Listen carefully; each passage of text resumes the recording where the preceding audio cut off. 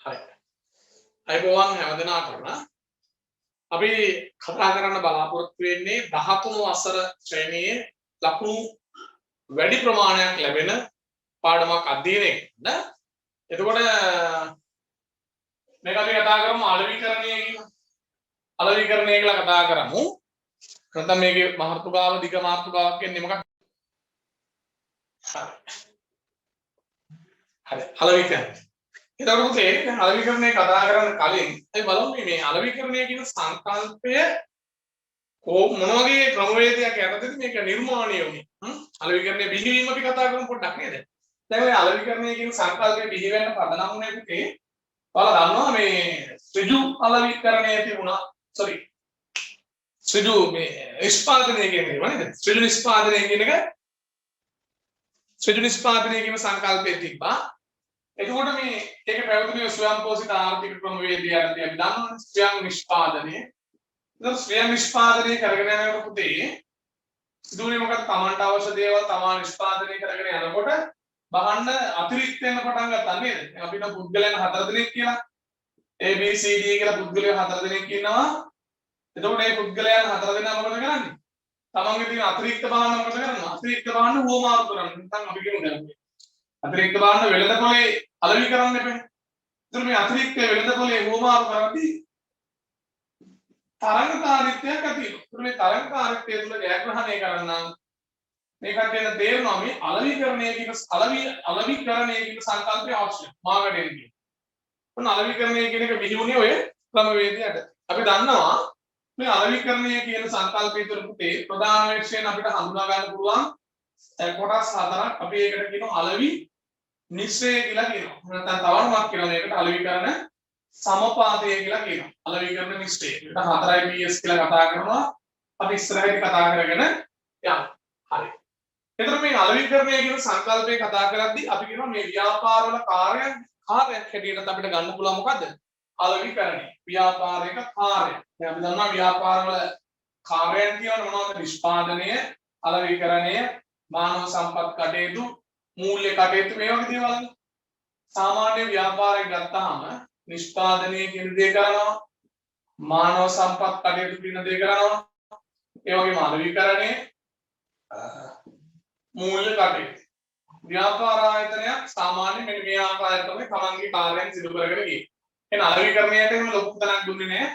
මේ හැම එකටම සමාන වැදගත්කමක් ලබා දෙමින් තමන්ගේ ව්‍යාපාර කටයුතු කරගෙන ගියා. නමුත් කාර්යයේ ඇවෑමෙන් ව්‍යාපාරික ජනතාවට තේරුණා, ව්‍යාපාරිකයන්ට තේරුණා මේ ව්‍යාපාර ලෝකයේ තුල ජයග්‍රහණය කරන්න නම් සහ අපි පාරිභෝගික ජනතාවත් එක්ක සම්බන්ධ වෙන මේ මාකටිං කියන එකට වැඩි ඉඩකඩක් අවශ්‍ය වෙනවා. මේ අලෙවිකරණය කියන එකට වැඩි ඉඩකඩක් අවශ්‍ය වෙන නිසා මේකට වැඩි ඉඩකඩක් යොමු කරලා තමන්ගේ ව්‍යාපාර කටයුතු කරගෙන ගියා. පසු කාලීනව මේ සංකල්ප තව තවත් තීව්‍ර වෙන්න පටන් ගත්තා. ඒ කියන්නේ අලෙවිකරණයේ තියෙන වැදගත්කම වැඩි වෙන්න පටන් ගත්තා නේද? අපි කතා කරන්නේ නූතන අලෙවිකරණ ප්‍රවේශයේදී පාරිභෝගිකයා මුල් කරගැනීමෙන් තමයි මේ අලෙවිකරණය කියන සංකල්පය ක්‍රියාත්මක වෙන්නේ. ඊට පස්සේ තමයි ඉතුරු සංකල්ප අපිට හඳුනා ගන්න පුළුවන්. ඒ කියන්නේ අර ව්‍යාපාරවල අනිකුත් කාර්යයන් නේ තියෙන්නේ. පාරිභෝගිකයා තමයි ප්‍රධානම සාධකය. එයා මුල් කරගෙන තමයි අලෙවිකරණය කියන එක සිද්ධ වෙන්නේ. ඊට පස්සේ තමයි අනිකුත් ව්‍යාපාර කාර්යයන් මූල්‍ය කටයුතු, මානව සම්පත් කටයුතු, ඊළඟ මෙහෙයුම් කටයුතු, නැත්නම් නිෂ්පාදන කටයුතු කියලා කියන්න පුළුවන්. හරි. මෙන්න මේක තමයි පුතේ නූතන අලෙවිකරණ ප්‍රවේශය. නූතනයේදී ඒ වර්තමානයේ වෙන විට පාරිභෝගිකයාට තියෙන වැදගත්කම ඉතාමත් වැඩි. පාරිභෝගිකයා කෙනා ඉලක්ක කරගෙන තමයි සියලුම අලෙවිකරණ වැඩසටහන් දියත් වෙන්නේ. මෙන්න මේ රූප සටහනට අපි කියන මොකද්ද? නූතන අලෙවිකරණ ප්‍රවේශය. නූතනයේදී අලෙවිකරණ වැදගත්කම සම්බන්ධ වෙන තියෙන රූප සටහන හැටියට අපිට මේක කතා කරන්න පුළුවන්. මොකද පාරිභෝගිකයා මුල් කරගෙන තමයි ව්‍යාපාර කටයුතු හැම දෙයක්ම සිද්ධ වෙන්නේ. ඒතකොට මේ පාරිභෝගිකයා වටා වුණ අලෙවිකරණය කියන සංකල්පය ගොනු වෙලා තියෙනවා. ඒතර අලෙවිකරණයේදී සාමාන්‍යයෙන් කියනකොට අලෙවිකරණය කියලා කියන්නේ මේ මිනිසුන්ගේ අවශ්‍යතා සහ වමනාවන් හඳුනා අරගෙන මිනිසුන්ගේ අවශ්‍යතා සහ උවමනාවන් හඳුනාගෙන ඒවා තෘප්තිමත් කිරීමට භාණ්ඩයක් නිර්මාණය කරලා ඒ භාණ්ඩයට යම් කිසි මිල කිරීමක් සිද්ධ කරලා ඒ භාණ්ඩය පිළිබඳ තොරතුරු හරියට sannivedanayak කියන ප්‍රවර්ධනයක් සිදු කරලා පාරිභෝගිකයට ගන්න පුළුවන් පහසු ස්ථානයකට මේක බෙදා හැරීමට අදාළ සමස්ත පුළුල් ක්‍රියාවලියකට තමයි අපි කියන්නේ අලෙවිකරණය කියලා.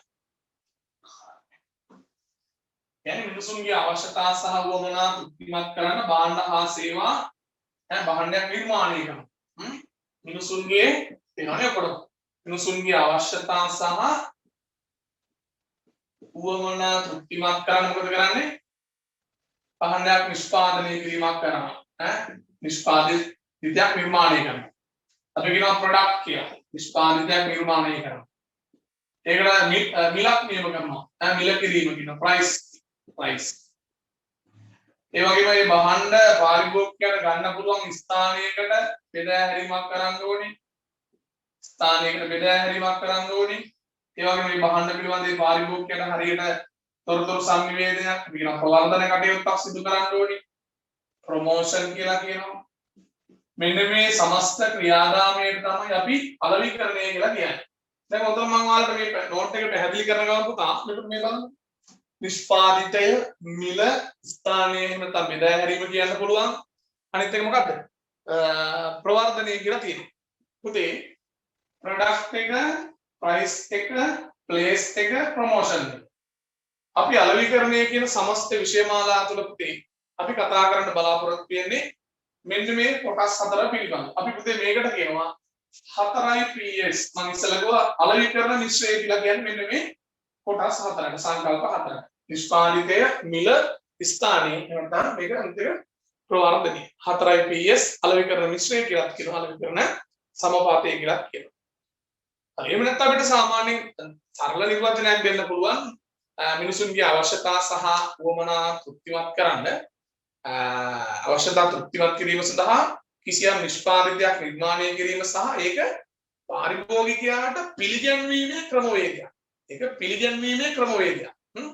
නිකම්ම මොකේ භාණ්ඩය නිෂ්පාදනය කරලා ඔහේ ඇඟේ ගහන්න බෑනේ භාණ්ඩ. ඒක පාරිභෝගිකයාගේ අවශ්‍යතා තෘප්තිමත් වෙන්න ආකාරයට ව්‍යාපාරිකයා ඒ භාණ්ඩේ පාරිභෝගිකයා සමීපයට ඒක ලස්සනට බෙදා හරින්න. මාකටිං කියලා කියන්නේ ඒකයි. දැන් සමහර කට්ටිය කියනවා මේ අලෙවිකරණය කියන්නේ මේ බඩු විකුණන එකයි බඩු මිල දී ගන්න එකයි. ඒක කියනවා මේ අලෙවිකරණය. නැහැ. අලෙවිකරණය කියන්නේ පුතේ මේ මිලට ගන්න එකවත් විකුණන එකවත් නෙවෙයි. එයින් එහාට ගියපු පුළුල් ක්‍රියාවලියක් අපි කියන මොකද්ද? අලෙවිකරණය කියලා. හරි. ඔකට තෝරනම සටහනක් දෙන්න පුළුවන් පුතේ. ඔය මිලදී ගැනීම සහ විකිණීම කියන්නේ මෙන්න මේ වගේ නම් මිලදී ගැනීම සහ විකිණීම මේ වගේ නම් අලෙවිකරණය කියන්නේ පුතේ මෙන්න පුළුල් සංකල්පයක්. මෙතන අලෙවිකරණය කියන්නේ. අලෙවිකරණය තුල තමයි මේ මිලදී ගැනීම විකිණීම මේ ආදී සංකල්ප ක්‍රියාත්මක වෙන්නේ. විභාගවල දහලා තියෙනවා පුතේ. මම ඔයාලට දාලා දෙන ටියුට් එකේ ඒක මම දීලා තියෙනවා පිටු අංකය 4 විභාග ප්‍රශ්නයක් 2010 වගේ කියලා තියෙනවා මේ අලෙවිකරණය කියන්නේ බඩු විකුණන එකනේ ප්‍රචාරණ දැන්වීම ලියන එකනේ දරුවෝ කිහිප දෙනෙක් එකතුලා මේක සාකච්ඡා කරලා තිනවා. ඔබ ව්‍යාපාර අධ්‍යයනයේ හැදෑරු දරුවෙක් වශයෙන් මේකට කොහොමද විපක්ෂව තර්ක කරන්නේ නේද? අලෙවිකරණය කියන්නේ පුතා භාණ්ඩ නිෂ්පාදනය කරලා මිල කරලා ප්‍රවර්ධනය කිරීම සහ ඒක පාරිභෝගිකයා සමීපයට බෙදා හැරීම මෙන්න මේ සමස්ත ක්‍රියාදාමය තමයි අලෙවිකරණය කියලා අපි කතා කරන්නේ.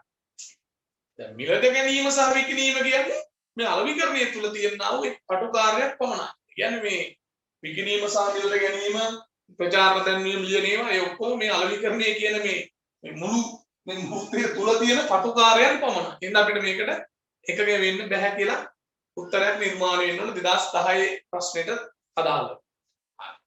එතකොට අලෙවිකරණය කියන එක නිර්වචනයක් අපි ගොඩනගා ගත්තා. මොකද මිනිසුන්ගේ අවශ්‍යතා සහ උවමනා තෘප්තිමත් කිරීම සඳහා නිෂ්පාදිතයක් නිර්මාණය කිරීම හා එය පිළිගැන්වීමේ ක්‍රමවේදයකට අපි කියනවා අලෙවිකරණය කියලා. එතකොට මේ ඔබ මේ පැහැදිලි කිරීම තුළ වටහා ගන්න ඕනේ අලෙවිකරණ මිශ්‍රයේවත් අලෙවිකරණ සමපාතයේ තියෙනවා 4යි PS කියලා කතා කරනවා.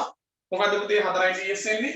මිල කියන ප්‍රයිස් කියන එක ඊළඟ අපිට නිෂ්පාදිතය product ඊළඟ ස්ථානීය එතනම් මේක තව නමක් කියනවා අපිට බෙදා හැරීම කියලා place කියලා කතා කරනවා ඊළඟ ප්‍රවර්ධනය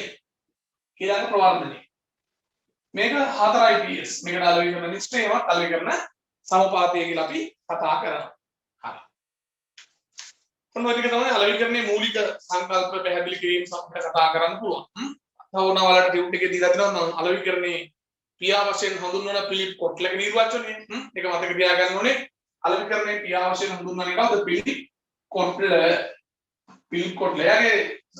මේ ප්‍රසිද්ධ කියමන් එහෙම තියෙනවා හරි නිර්වචන ටිකක් දීලා තියෙනවා ඊට පස්සේ අපි කතා කරන්න යනවා පුතේ අලෙවිකරණයේ හර සංකල්ප අලෙවිකරණයේ හර සංකල්ප කියන අලෙවිකරණය කියන සංකල්ප කියන අලෙවිකරණයේ ක්‍රියාත්මකයට පදනම් වන මූලිකතම සංකල්ප අපි කියන මොනවද අලෙවිකරණයේ හර සංකල්ප කියලා නැත්නම් අලෙවිකරණ ක්‍රියාවලියට පදනම් වන සංකල්ප අපි කියන මොනවද අලෙවිකරණයේ හර සංකල්ප වශයෙන් අපි හඳුන්වනවා නේද ඒක දීලා තියෙනවා මොනවද අවශ්‍යතා උවමනා ඉල්ලුම ඉලක්ක වෙළඳපොළ පිහිටවීම සහ ඛණ්ඩනය නිෂ්පාදිතය හා සම්නම අලෙවිකරණ මාර්ග ඔන්න පුතේ පස්වෙනි කාරණේ පොඩ්ඩක් වැදගත් මොනවද ගෙවන්න ලද මාධ්‍ය අයිති කර ගන්නා ලද මාධ්‍ය ඊළඟ උපයන ලද මාධ්‍ය ඒක පොඩ්ඩක් වැදගත් ඔක හොඳ සංකල්පයක් ඊළඟ පුතේ හැඟීම සහ නිරත වීම හත්වෙනි කාරණේ ගොඩක් අපි පළවෙනි පාඩම් වලත් ඉගෙනගෙන තියෙනවා වටිනාකම සහ තෘප්තිය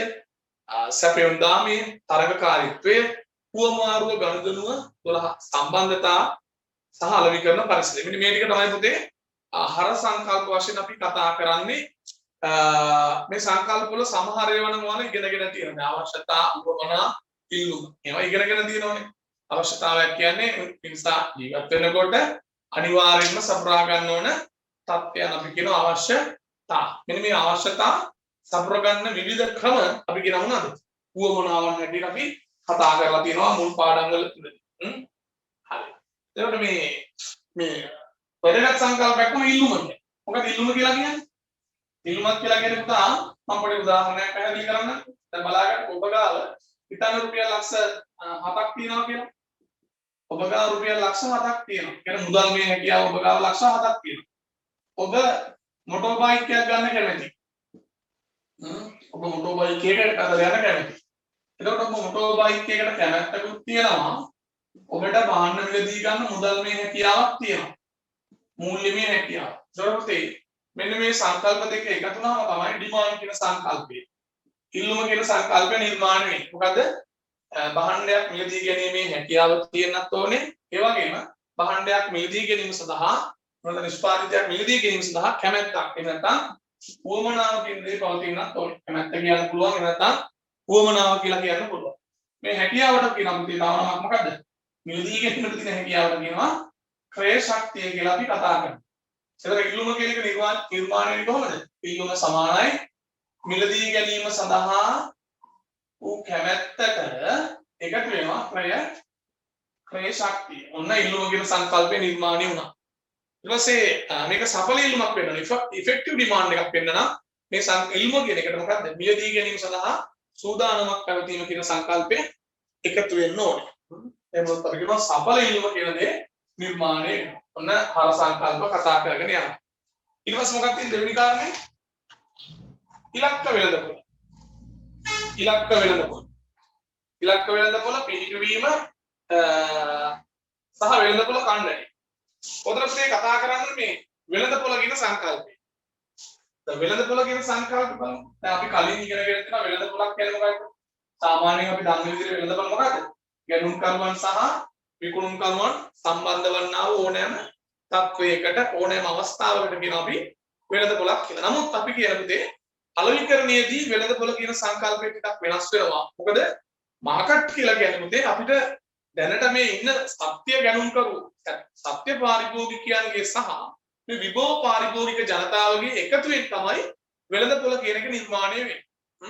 සත්‍ය පාරිභෝගික ජනතාව සහ විභව පාරිභෝගික කියන්නේ අපේ ව්‍යාපාරයේ භාණ්ඩ නැත්නම් නිෂ්පාදිත මිලදී ගන්න කැමැත්තෙන් සිටින පාරිභෝගික කණ්ඩායම. මේ කොටස් දෙක තමයි අපි කියන්නේ මොකද්ද? අපේ මාකට් එක. අපේ වෙළඳපොළ කියලා කියන්නේ.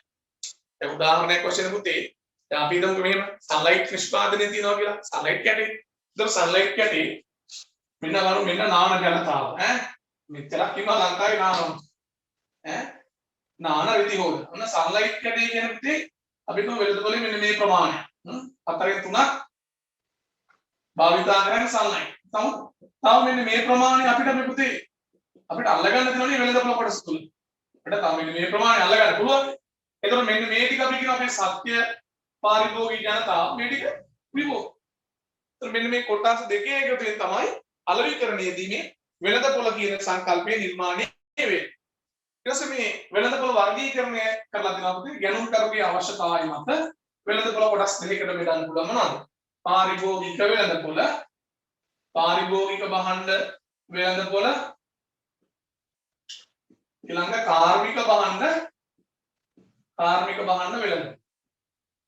එහෙනම් වෙළඳපොළ කොටස් දෙකයි මොනවද? පාරිභෝගික භාණ්ඩ වෙළඳපොළ සහ කාර්මික භාණ්ඩ වෙළඳපොළ. පාරිභෝගික භාණ්ඩ වෙළඳපොළ කියන්නේ පුතේ පාරිභෝගික භාණ්ඩ මිලදී ගැනීම සහ විකිණීම සිදුවන්නා වූ වෙළඳපොළක් අපි කියන මොකද්ද? පාරිභෝගික වෙළඳපොළ. ඒ කියන්නේ ගැනුම් කරුවන් සිය පාරිභෝජනීය ඉලක්ක කරගෙන භාණ්ඩ හා සේවා ඉල්ලුම් කරනවා නම් ඒ වෙළඳපොළ අපි කියන මොකද්ද? පාරිභෝගික වෙළඳපොළ. කියන්නේ පාරිභෝගිකයා සිය පාරිභෝජනීය ඉලක්ක කරගැනීමෙන් භාණ්ඩ ඉල්ලුම් කරනවා නම් ඒ වෙළඳපොළ තමයි අපි කියන්නේ පාරිභෝගික භාණ්ඩ වෙළඳපොළ. ඊට පස්සේ මොකක්ද තියෙන්නේ? දෙවෙනි එක. කාර්මික භාණ්ඩ වෙළඳපොළ. ඒ කියන්නේ කාර්මික භාණ්ඩ කියන්නේ ව්‍යාපාර ආයතන සඳහා මේ ප්‍රාග්ධන භාණ්ඩ යනාදී විවිධ සම්පත් හුවමාරු වන්නා වූ වෙළඳපොළ අපි කියනවා මොනවද? කාර්මික භාණ්ඩ වෙළඳපොළ. මේකට තව නම් තියෙනවා. කාර්මික භාණ්ඩ වලට තව නම් කියන්න පුළුවන් මොනවද? ආයතනික වෙළඳපොළ, ව්‍යාපාරික භාණ්ඩ වෙළඳපොළ කියලා අපිට කොටස් වලට බෙදන්න පුළුවන්. මොනවා කාර්මික භාණ්ඩ වෙළඳපොළට තව නම් කියනවා ආයතනික භාණ්ඩ වෙළඳපොළ, ව්‍යාපාරික භාණ්ඩ වෙළඳපොළ කියලා කොටස් වලට කරන්න පුළුවන්. පුතේ වලට කෙටි පේපර් එකට වගේ අහන්න පුළුවන් මොන අලුත් සංකල්ප මොනවද? අහලා තියෙන එක අපිට ගුරුවත් පුතේ තියෙනවා. මොකද නූතන හුවමාරු ආර්ථිකය තුල අපිට දැක ගන්න තියෙන වෙළඳපොළ වල වර්ග පහක් තියෙනවා. ඔයාලට මම ඒක ටියුට් එකේ ඇතුළත් කරලා දෙනවා. නූතන හුවමාරු ආර්ථිකය තුල මූලික වෙළඳපොළ කොටස් පහක් තියෙනවා. හොඳට ඒක මතක තියාගන්න.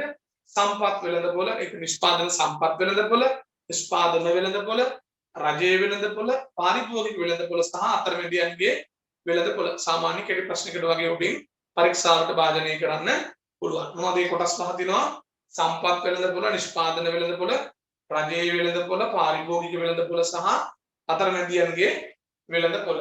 ඕක අපි කියන මොකද්ද? නූතන හුවමාරු ආර්ථිකයේ තියෙනා වූ වෙළඳපොළ. අපි කතා කර හිටියේ අලෙවිකරණ සංකල්ප හර සංකල්ප නේද? අලෙවිකරණයේ හර සංකල්ප. ඉලක්ක වෙළඳපොළ පිහිටුවීම සහ වෙළඳපොළ කාණ්ඩ. හරි. පුතේ ඉලක්ක වෙළඳපොළ. ඉලක්ක වෙළඳපොළක් කියන්නේ පුතේ ව්‍යාපාරිකයෙක්ට වඩාත් හොඳින් ලාභදායීව තෘප්තිමත්ව සේවය කළ හැකි වෙළඳපොළ කොටසට කියනවා ඉලක්ක වෙළඳපොළ. උදාහරණයක් වශයෙන් මම මෙහෙම ගන්නම්කෝ. දැන් ලයිෆ් බෝයි තුනේ ලයිෆ් බෝයි කියන සමන් කෑල්ල නිෂ්පාදනය කරන්නේ කවුරුන් ඉලක්ක කරගෙනද? ලයිෆ් බෝයි කියන සමන් කෑල්ල නිෂ්පාදනය කරන්නේ කවුරු ඉලක්ක කරගෙනද? Lifebuoy. ඔබ ටීවී එකේ දැකලා තියෙයි. ටීවී එකේ කවදාවත් ඔබ දැකලා තියෙනවද මේ ගැහැණු ළමෙක් ඇවිල්ලා සෙල්ලම් කරලා ඇවිල්ලා ලයිෆ් බෝයි ගන්න? නෑ. කාන්තාවන් නම් ඔය තියෙන කැලී කියයි ලක්ස් කියයි වෙල්වෙට් කියයි ඔන්න මොනවා හරි සමන් කෑල්ලක් තමයි ගන්න. නමුත් ඔබ දැකලා ලක් මොනවද මේ ලයිෆ් බෝයි කැටේ පිරිමි ළමෙක් තමයි ෆුට්බෝල් ගහලා ඇවිල්ලා නැත්නම් සෙල්ලම් කරලා ඇවිල්ලා මොනවා හරි කරලා මිනිහා තමයි ලයිෆ් බෝයි කැටේ ගන්න. උඩ ලයිෆ් බෝයි වල ඉලක්ක වෙළඳපොළ තමයි පුතේ ක්‍රීඩකයා එහෙම නැත්නම් ක්‍රියාශීලී පුද්ගලයන් ඉලක්ක කරගෙන තමයි මේ ලයිෆ් බෝයි කියන සමන් කැටේ නිෂ්පාදනය කරලා තියෙන්නේ. ඉලක්ක වෙළඳපොළ තමයි නේද? ක්‍රියාශීලී පුද්ගලයන්. දැන් ලක්ස් කැටයක් නිෂ්පාදනය කරන්නේ ඔබ දැකලා තියෙනවා ටීවී එකකට පිරිමි කට්ටියන් ලක්ස් කැටේ ගන්නව නෑ. කාන්තාව තමයි ඉලක්ක කරගන්නේ. නේද? ලක්ස් වල ඉලක්ක වෙළඳපොළ තමයි කාන්තාව. તો ඉලක්ක වෙළඳපොළ කියන්නේ පුතා ව්‍යාපාරිකයෙක්ට වඩාත් ලාභදායීව තමන්ට සේවය කරන්න පුළුවන් තෘප්තිමත් කරන්න පුළුවන් වෙළඳපොළ කොටසට අපි කියන මොකද්ද? ඉලක්ක වෙළඳපොළ. මම උදාහරණයක් කතා කරා. ලයිෆ් බෝයි නිෂ්පාදනය කරන්නේ ක්‍රියාශීලී පුද්ගලයන් ක්‍රීඩකයන් ඉලක්ක කරගෙන ලක්ස් වගේ සමන් කැලක් නිෂ්පාදනය කරන්නේ කාන්තාවන් ඉලක්ක කරගෙන එතකොට ලක්ස් වල ඉලක්ක වෙළඳපොළ තමයි කාන්තාවන්. ඉලක්ක වෙළඳපොළ. ඊට පස්සේ සංකල්පය මොකක්ද තියෙන්නේ? දීලා තිනවා ඉලක්ක වෙළඳපොළ. ඊළඟ වෙළඳපොළ ඛණ්ඩනය. එතකොට වෙළඳපොළ ඛණ්ඩනය කියලා කියන්නේ දැන් මෙතන අපි කතා කරා සමස්ත වෙළඳපොළ තියෙනවා. මෙන්න මේ සමස්ත වෙළඳපොළ සමජාතීය ගති ලක්ෂණයෙන් හඳුනාගෙන ඒක වෙළඳපොළ කොටස් වලට අපි බෙදීම් කරනවා නම් අපි ඒකට කියනවා මොකද? වෙළඳපොළ ඛණ්ඩනය කියලා. ඉදිරියේදී මේක පුළුල් වශයෙන් කතා කරනවා. එතකොට අපිට මේ වෙළඳපොළ සමස්ත වෙළඳපොළ කොටස් වලට කඩන්න බැයිද? ස්ත්‍රී පුරුෂ කියලා කඩන්න බැයිද? මේ ස්ත්‍රී පාර්ශවය මේ පුරුෂ. ස්ත්‍රී පුරුෂ කියලා බෙදන්න බැයිද? ස්ත්‍රී පුරුෂ කියලා බෙදන්න පුළුවන්. වයස් ව්‍යුහය මත මේ වෙළඳපොළ බෙදන්න බැයිද? තරුණ, බාල, මහලු බෙදන්න බැයිද? සමස්ත වෙළඳපොළ එන වර්ගීකරණයකට ලක් කරන්න පුළුවන්. එන්නේ ඒකට අපි කියන වෙළඳපොළ ඛණ්ඩනය. විවිධ සමජාතීය ගති ලක්ෂණ හඳුනාගෙන වෙළඳපොළ කඩන්න පුළුවන්. නේද? කාන්තා, පිරිමි, බාල, මහලු. භූගෝලීය වශයෙන් බැයිද? පළාත් අනුව බැයිද? දිස්ත්‍රික් අනුව බැයිද? නේද? වෙළඳපොළ එහෙම කොටස් වලට ඛණ්ඩනය කරන්න පුළුවන්. අපි ඒකට කියනවා වෙළඳපොළ ඛණ්ඩනය.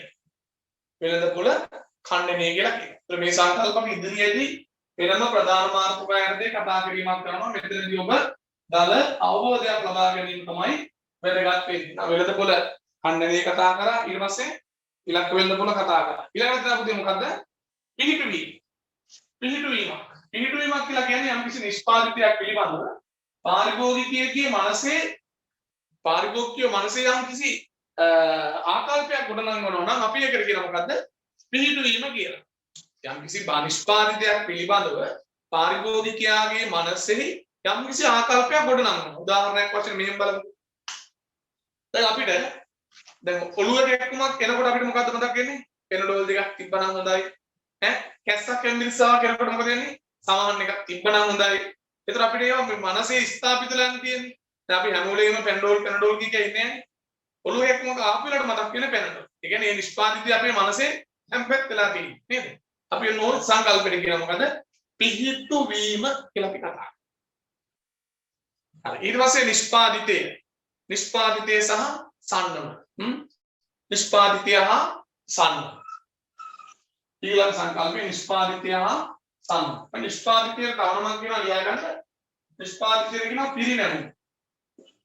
පිරිනැමුම කියලා කියනවා. පිරිනැමුම.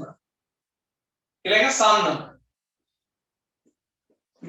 නිෂ්පාදිතය කියන්නේ මිනිසුන්ගේ අවශ්‍යතාවයන් උවමනාවන් තෘප්තිමත් කිරීම සඳහා වෙළඳපොළට ඉදිරිපත් කරන ඕනෑම දෙයක්. අපි කියනවා මිනිසුන්ගේ අවශ්‍යතා සහ උවමනා තෘප්තිමත් කිරීම සඳහා වෙළඳපොළට ඉදිරිපත් කරන මේ වටිනාකම් සමූහයක්. නිෂ්පාදිතයක් තුලින් මිනිසුන්ගේ අවශ්‍යතා සහ උවමනා ඉටු වෙන්න බෑ නේද? වටිනාකම් සමූහයක් කියලා අපිට කතා කරන්න පුළුවන්. ඊළඟට සන්නම කියනවා බ්‍රෑන්ඩ් එක. බ්‍රෑන්ඩ්. සන්නම කියන්නේ බ්‍රෑන්ඩ් එක. සන්නමක් කියලා කියන්නේ තරගකාරී නිෂ්පාදිත ආයතනයකින් තමන්ගේ නිෂ්පාදිත වෙන් කරලා හඳුනා ගන්න පුළුවන් දෙයකට අපි කියන මොකද්ද? සන්නම. මේ සන්නම ප්‍රධාන වශයෙන් අපි කියනවා සන්නම කොටස් දෙකකට බෙදනවා. මොකද්ද? එක සන්නම් නාමය, දෙවෙනි එක සන්නම් ලකුණ. සන්නම් නාමය, සන්නම් ලකුණ. මේකට කියනවා සන්නම් නාමය, මේක සන්නම් ලකුණ. හරි. දැන් සමහර වෙලාවට උච්චාරණය කරන්න පුළුවන් කොටස් තියෙනවා සන්නමක උච්චාරණය කරන්න පුළුවන්. ඒතර සන්නමක උච්චාරණය කරන්න පුළුවන් කොටසකට අපි සරලව කියනවා සන්නම් නාමය. සන්නමක උච්චාරණය කරන්න බැරි කොටසකට අපි කියන මොකද්ද? සන්නම් ලකුණ කියලා අපි කතා කරනවා. හරි. ඒතර සන්නම තුළ පුතේ අක්ෂරයක්, ලාංඡනයක්, මෝස්තරයක් මේ හැම දෙයකම සංකලනයක් තියෙන්න පුළුවන්. අපි ඒකට තමයි කියන්නේ මොකද්ද? සන්නම.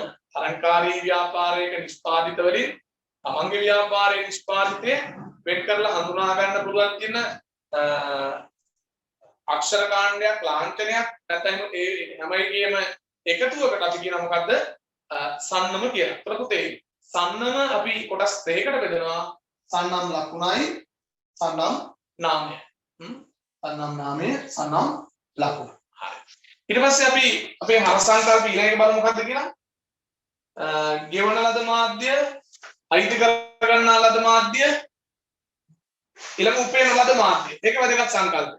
ගෙවන ලද මාධ්‍ය. අපි යම්කිසි මුදලක් ගෙවලා ව්‍යාපාරය පිළිබඳව යම්කිසි මතයක් ගොඩනගා ගන්න උත්සාහ කරනවා. ගෙවන ලද මාධ්‍ය. ගෙවන ලද මාධ්‍ය. ඊළඟට උපයන ලද මාධ්‍ය. උපයන ලද මාධ්‍ය. ඊළඟට අයිති කර ගන්නා ලද මාධ්‍ය. අයිති කර ගන්නා ලද මාධ්‍ය. මෙන්න මේක හොඳට මතක තියාගන්න. ගෙවන ලද මාධ්‍ය, උපයන ලද මාධ්‍ය සහ අයිති කර ගන්නා ලද මාධ්‍ය. හරි. දැන් යම්කිසි ආයතනයක් උතේ මුදලක් ගෙවලා පළ කරන දැන්වීම කියනෝනේ. ටීවී එකක් එකක් දාන්න බෑද? ටීවී එකක් එකක් දාන්න පුළුවන්. අපිට බෑද දැන්වීමක් දාන්න, පත්තරයක් එකක් දාන්න බෑද? එතකොට අපි යම්කිසි මුදලක් ගෙවනවා නේද? යම්කිසි මුදලක් ගෙවලා යම් ආයතනයක් පළ කරන දැන්වීම අපි කියන පොදුවේ මොකද්ද? ගෙවන ලද මාධ්‍ය කියලා අපි කතා කරනවා. අපි මුදල් ගෙවලා අපේ ආයතනයේ නිෂ්පාදනයක් හෝ ආයතනයේ පිළිබඳව අපි සල්ලි කියලා අපිම කියනවා මෙහෙමයි කියලා. නේද? මුදල් ගෙවලා තමයි මේ වැඩේ කරන්නේ. ඒ දැන්වීම පළ කිරීම කරන්නේ. ඒකට කියනවා ගෙවන ලද මාධ්‍ය. ඊළඟට උපයන ලද මාධ්‍ය. ඔබ දැකලා ඉන්න සමහර රූපවාහිනී නාලිකාවල යනවා කියනවා අපේ වත්කම ඔබයි. ඒ කියන්නේ පාරිභෝගික ජනතාව නැති වුණත් උදේ රූපවාහිනී නාලිකාවලට පැවැත්මක් නැහැ. කතාවක් තියෙනවා.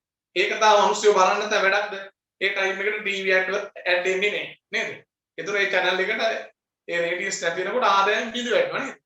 එතකොට උපයන ලද මාධ්‍ය කියන්නේ පුතේ අපි නිෂ්පාදිත පරිහරණය කිරීම හරහා ඒ පාරිභෝගිකයා විසින්ම සිදු කරන අලෙවිකරන කටවචනය වගේ දේවල් අපි කියනවා. කටවචනය වගේ දේවල්. අපි කියනවා උපයන ලද මාධ්‍ය. ඒ කියන්නේ පාරිභෝගිකයේ ඒ භාණ්ඩ පරිහරණය කිරීම හරහා ස්වේච්ඡාවෙන්ම සිදු කරන කටවචනය. අපි කියනවා උපයන ලද මාධ්‍ය. දැන් උපයන ලද මාධ්‍යන හොඳම උදාහරණ තමයි කටවචන. කටවචනයක් ඇතුළේ මේ භාණ්ඩේ භාවිතා කරන්න බෑ නේද? උපයන ලද මාධ්‍ය. ඒකත් හොඳ වීඩියෝ එකක් තමයි. උපයන ලද මාධ්‍ය. ඊළඟ අයිති කර ගන්නවා. අයිති කර ගන්නා ලද මාධ්‍ය කියන අපේ තියෙන FB account එකේ අපේ තියෙන වෙබ්සයිට් එකේ අපේ ව්‍යාපාරය පිළිබඳ දැවන්ත දැන්වීම අපි පළ කිරීමක් කරනවා. ඒතකොට ඒ මොකද්ද? අපි මුදල් ගෙවන්නෙත් නැහැ. අපේ තියෙන FB account එකේ අපේ තියෙන page එක අපේ ව්‍යාපාර දැන්වීම පළ කිරීමක් කරන්න පුළුවන් වෙබ්සයිට් එකේ.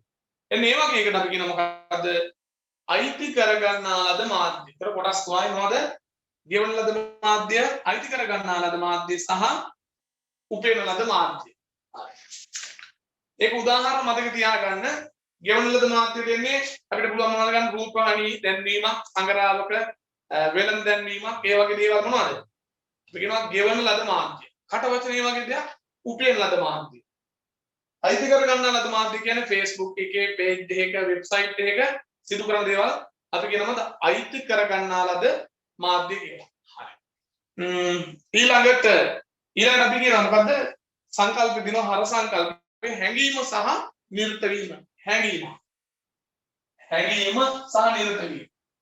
එහෙනම් අපි මේ භාවිතා කරන මාධ්‍ය පාරිභෝගිකයාට කොතරම් දුරට අපි මේ සෙට් වෙනවද? ගෝචරද කියලා බලන්න. හැඟීම කියලා කියන්නේ හැඟීම සහ නිර්ත වීම. ඊළඟ සංකල්ප හැඟීම. ඒ කියන්නේ භාවිතා කරන සංනිවේදන මාධ්‍ය කොතරම් දුරට ඒ විශේෂපති ආවරණය වෙනවද? කියන්නේ පාරිභෝගිකයට කොච්චර ඒක මනසට ගෝචරයිද?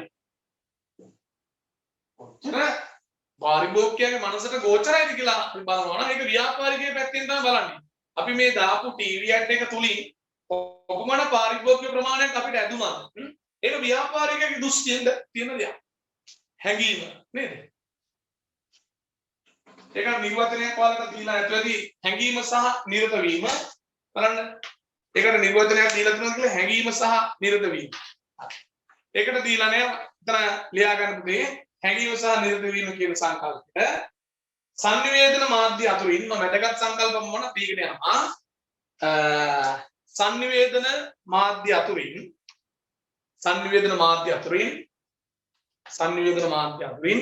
තමා භාවිතා කරන සංනිවේදන මාධ්‍ය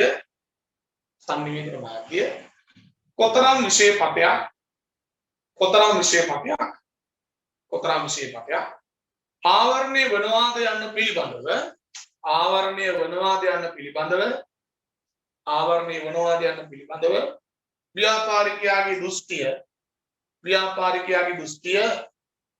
ව්‍යාපාරිකයාගේ දෘෂ්ටිය හැඟීම නම් වේ. ව්‍යාපාරිකයාගේ දෘෂ්ටිය හැඟීම නම් වේ. හැඟීම. ව්‍යාපාරිකයාගේ පැත්තෙන් නම් මේක. හැඟීම. ඊළඟට නිරත වීම. එහෙනම් නිරත වීම කියන්නේ මොකක්ද? අපි භාවිතා කරන මේ sannivedana මාධ්‍යයට පාරිභෝගිකයා මොන ආකාරයකට අනුගත වෙන්නේ? ඒ කියන්නේ පාරිභෝගිකයා නිරත වීම කොහොමද? දැන් නිරත වීම කියන්නේ මොකද්ද? භාවිතා කරන sannivedana මාධ්‍යයට පාරිභෝගිකයාගේ අනුගත වීමට කියන අපි නිරත වීම කියලා. ලියාගන්න නිරත වීමකට sannivedana මාධ්‍ය කෙරෙහි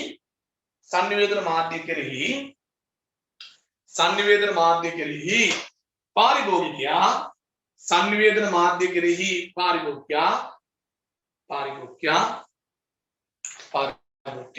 කොතරම් දුරට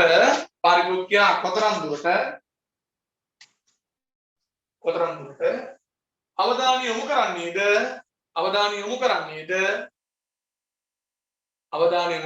නැතහොත්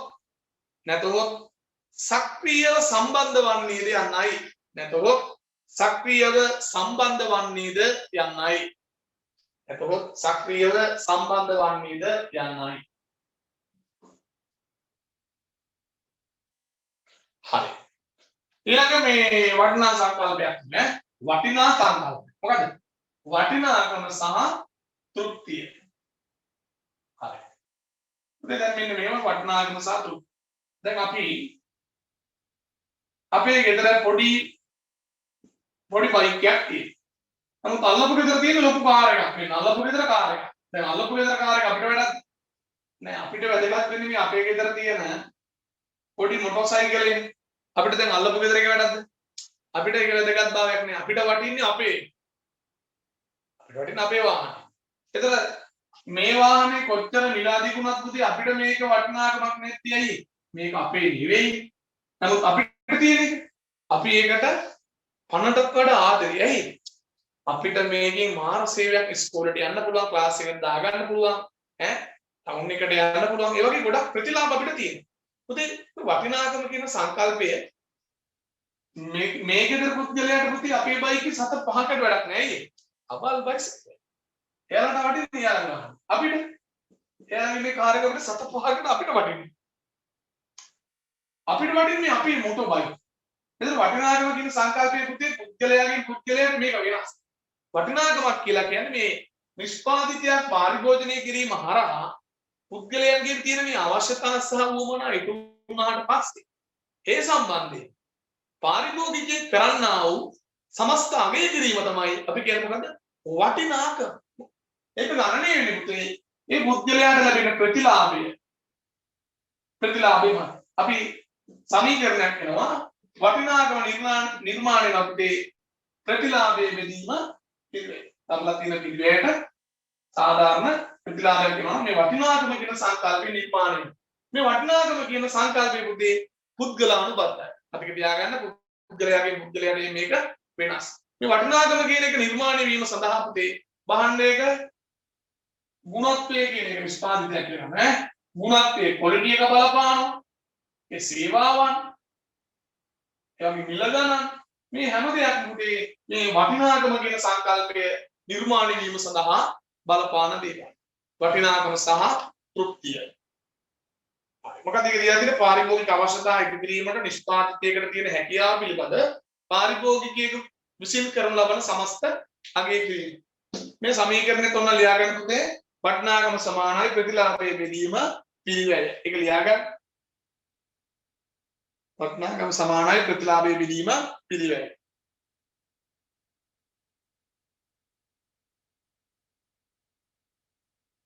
හරි. ඊට පස්සේ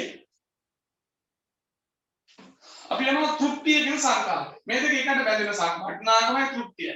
දැන් වටිනාකම නිර්මාණය මොනවද බලපාන්නේ? ගුණත්වයේ වැඩි වෙනකොට ඒක වටිනාකම වැඩි වෙනවා. මිල වැඩි වෙනකොට මිල වැඩි නම් ඒක හොඳ එකක්. මිල වැඩි වෙනකොට නිරායසයෙන්ම වටිනාකම වැඩි වෙන්න පුළුවන්. හරි. ඊළඟ එක අපි කතා කරන්නේ මොකද්ද? තෘප්තිය කියන කාරණේ. මොකද්ද තෘප්තිය කියලා කියන්නේ? ඉතින් තෘප්තියක් කියලා කියන්නේ නිෂ්පාදිතයක් භාවිතා කිරීම හරහා පාරිභෝගිකයෙකු ලබන සතුටට අපි කියන මොකද්ද? තෘප්තියක් කියන. පුතේ මොකද්ද තෘප්තිය කියන්නේ? කිසියම් නිෂ්පාදිතයක් භාවිතා කිරීම හරහා පාරිභෝගිකයෙකු ලබන්නා වූ සතුටට අපි කියන මොකද්ද? තෘප්තිය කියලා. ඒතර මේ දෙක අතර සම්බන්ධතාවයක් නැද්ද? දැන් මේ බලන්නකෝ. දැන් නිෂ්පාදිතයක් තියෙනවා. ඒ නිෂ්පාදිතය තුල වටිනාකම කියන එක නැත්තම් පුතේ මනුස්සයා තෘප්තියක් තියෙනවා. වටිනාකම නැත්තම් තෘප්තිය තියෙනවා. වටිනාකමක් තියෙන දෙයක් නම්නේ. ඒකේ පුතේ මනුස්සයා තෘප්තිමත් භාවයක් ලබන්නේ. ඒ වගේ වටිනාකම වැඩි නම් ඒකෙන් ලැබෙන තෘප්තිමත් භාවය වැඩි. ඒතර ඒ කියන්නේ වටිනාකමයි තෘප්තිය අතර සම්බන්ධතාවයක් තියෙනවා. මතක තියාගන්න ඕනේ. මෙන්න මේ සංකල්ප දෙකම අපි කියන මොනවද? පුද්ගලානුබද්ධයි. නැත්නම් පුද්ගල සංජානනුබද්ධයි. වටිනාකමයි තෘප්තියයි කියන සංකල්පය. වටිනාකම කියන්නේ මොකද්ද? කිසියම් නිෂ්පාදිතයක් තුලින් මිනිසුන්ගේ අවශ්‍යතා සහ වුවමනා ඉටුවීම පිළිබඳව පාරිභෝගිකයෙකු ඒ තියෙන හැකියාව පිළිබඳව කරන සමස්ත අගය කිරීම තමයි වටිනාකම. සමීකරණයක් ගොඩනගුවා වටිනාකම සමානයි ප්‍රතිලාභය බෙදීම පිළිවෙල කියන කාරණා. ඊට පස්සේ තෘප්තිය කතා කරා. මේ වටිනාකම සහ තෘප්තිය කියන සංකල්ප දෙක අපි කතා කරා. මේක පුද්ගලානුබද්ධයි. ඊට පස්සේ අපි යනවා කොහෙටද? ඊළඟ තියෙන්නේ සැපයොන්දාමේ තරඟකාරීත්වය ඒ සංකල්පය නේද? හරි. දුක් තරඟකාරීත්වය කියන පොඩ්ඩක් කතා කරන්න ඕනේ. තරඟකාරීත්වය. ඔක පොඩ්ඩක් බලන්න. තරඟකාරීත්වය කියන එක තුල අපි කතා කරන ප්‍රධාන වශයෙන් කොටස් හතරක් තියෙනවා තරඟකාරීත්වය. සන්නම් තරඟකාරීත්වය, සන්නම් තරඟකාරීත්වය, කර්මාන්ත තරඟකාරීත්වය, පොදු තරඟකාරීත්වය, ආකාර තරඟකාරීත්වය. උදාහරණ දෙක පැහැදිලි කරාම හරියයි. සන්නම් තරඟකාරීත්වය. දැන් පුතේ දැන් ටොයෝටා සමාගම නිෂ්පාදනය කරන කාර් දෙකක් තමයි මේ ටොයෝටා විස් එක තියෙනවා. ඊළඟ ප්‍රීමියම් කාර්. එතන මේ විස් කියන බ්‍රෑන්ඩ් එකයි ප්‍රීමියම් කියන බ්‍රෑන්ඩ් එකයි. මේ බ්‍රෑන්ඩ් අතර තරගයන්නේ. මේ විස් වලට වඩා ප්‍රීමියම් හොඳයි නේ?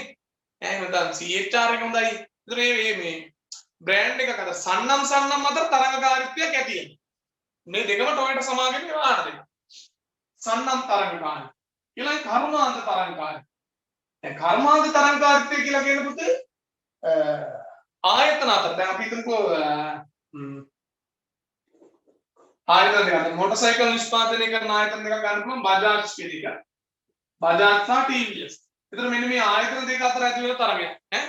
ඒතර අපි ඒකට කියන මොකද? කර්මාන්ත තරඟකාරීත්වය.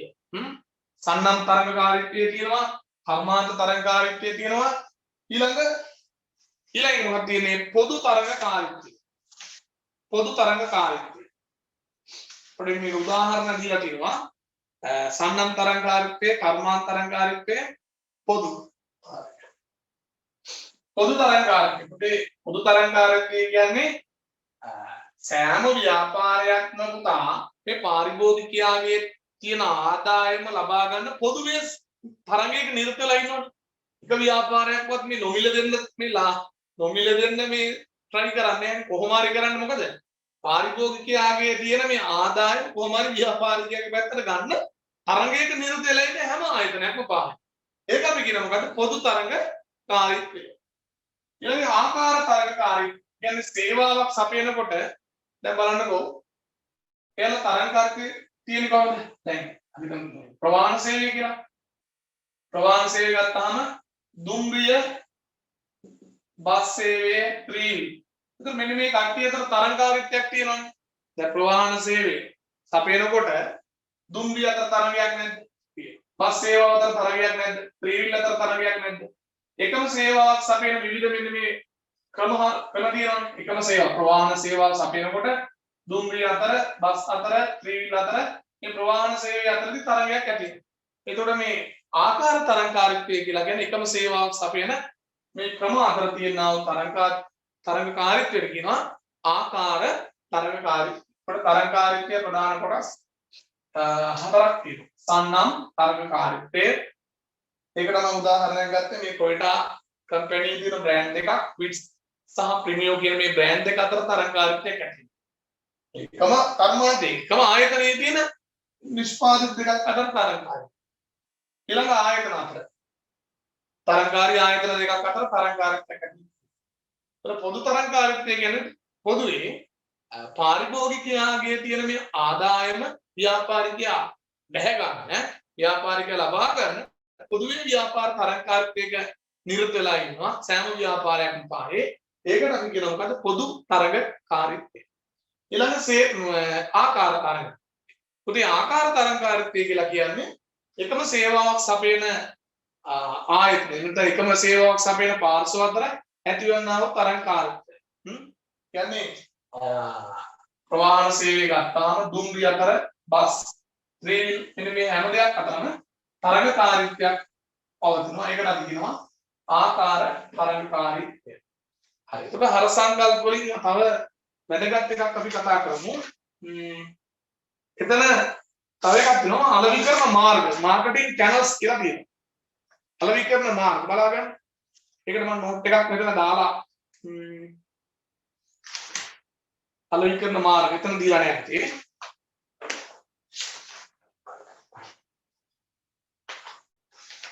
අලෙවිකරණ මාර්ග මාර්කටිං channels කියලා අපි කතා කරනවා. හරි. අලෙවිකරණ මාර්ග. අලෙවිකරණ මාර්ග කියන්නේ මේ ඉලක්ක වෙළඳපොළ පාරිභෝගිකයා වෙතට ළඟා වීමට අපි යොදා ගන්න විවිධ ක්‍රමවේදයන් අපි කියන මොනවාද? අලෙවිකරණ මාර්ග. මේ අලෙවිකරණ මාර්ග ප්‍රධාන වශයෙන් කොටස් තුනකට බෙදෙනවා. ප්‍රධාන වශයෙන් කොටස් තුනකට බෙදෙනවා. පළවෙනි එක අපි කියනවා සංනිවේදන මාර්ග.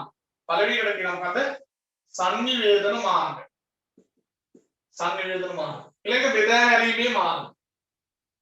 බෙදා හැරීමේ මාර්ග. ඊළඟ අපි කියනවා සේවා මාර්ග. ඊළඟ සේවා මාර්ග. සංනිවේදන මාර්ග කියලා කියන රූපවාහිනිය හරහා රේඩියෝ එක හරහා පොත්පත් ගැනීම ඒ හරහා බලනවා ඉලක්ක වෙළඳපොලේ ඉන්න පාරිභෝගිකයා ළඟට කොහොමද ගමන් කරන්නේ. සංනිවේදන මාර්ග. බෙදා හැරීමේ මාර්ග කියන්නේ තොග සිල්ලර වෙළඳු අතරමැදියෝ මේ වගේ කට්ටිය යොදාගෙන කොහොම හරි පාරිභෝගිකයා ඉලක්ක වෙළඳපොලේ ඉන්න පාරිභෝගිකයා වෙතට ගමන් කරනවා. අන්න බෙදා හැරීමේ මාර්ග. ඊළඟ මොකක්ද තියෙන්නේ? සේවා මාර්ග. ගබඩා පහසුකම්, ප්‍රවාහන පහසුකම්, බැංකු රක්ෂණ සේවා මෙන්න මේ වගේ සේවා ක්‍රමවේදයන් යොදාගෙන බලනවා කොහොමද ඉලක්ක වෙළඳපොලේ ඉන්න පාරිභෝගිකයාගේ සමීපයට අපි ගමන් කරන්නේ කොහොමද? අලෙවිකරණ මාර්ග. ඒක මතක තියාගන්න ප්‍රධාන කොටස් තුනයි. සංනිවේදන මාර්ග, බෙදා හැරීමේ මාර්ග සහ සේවා මාර්ග. තරංගකාරීත්වය මතක තියාගන්න කොටස් හතරයි. අලෙවිකරණ මාර්ග කොටස් තුනයි. මම කෙටි පේපර් වගේ අහන්න පුළුවන් කොටස්. සංනිවේදන මාර්ග, බෙදා හැරීමේ මාර්ග සහ සේවා මාර්ග. ඊළඟට වැදගත් එකක් තියෙනවා උතන දීලා තියෙන හුවමාරුව කියන එක නේද? හුවමාරුව එකත් එක්ක වෙන එකක් තමයි ගනුදෙනු. හුවමාරුවේ ගනුදෙනුවයි උතරම තේ හුවමාරුවක් සිදුවීමට පැවතිය යුතු අවශ්‍යතාව කියන කාරණේ ඒක කරන නෝට් එකක් ලියා ගන්න ඉඩ තියෙනවා. හරි. හුවමාරුවේදී වෙන්නේ මොකද්ද? වටිනාකමක් තියෙන දෙයක් පුතේ දෙන්නේ කද්ද? හුවමාරුවේදී දෙන්නයි ඉන්නේ.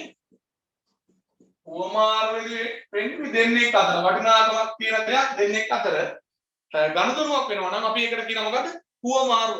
එතන මතක තියාගන්න දීපාර්ශ්වය දෙන්නයි ඉන්නේ. හුවමාරුවේ.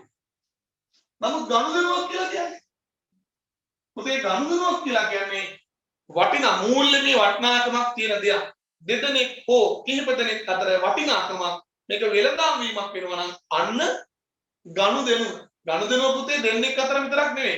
ඊට වඩා වැඩි පාර්ශ්වයක් අතර මේක සිදු වෙන්නත් පුළුවන්. එන්නේ ඒක මතක තියාගන්න ඕන. හුවමාරුවේදී වෙන්නේ වටිනාකමක් තියෙන දෙයක් දෙන්නෙක් අතර ගනුදෙනුවක් වෙන එක තමයි හුවමාරුවේදී. නමුත් ගනුදෙනුව කියන්නේ මොකද්ද?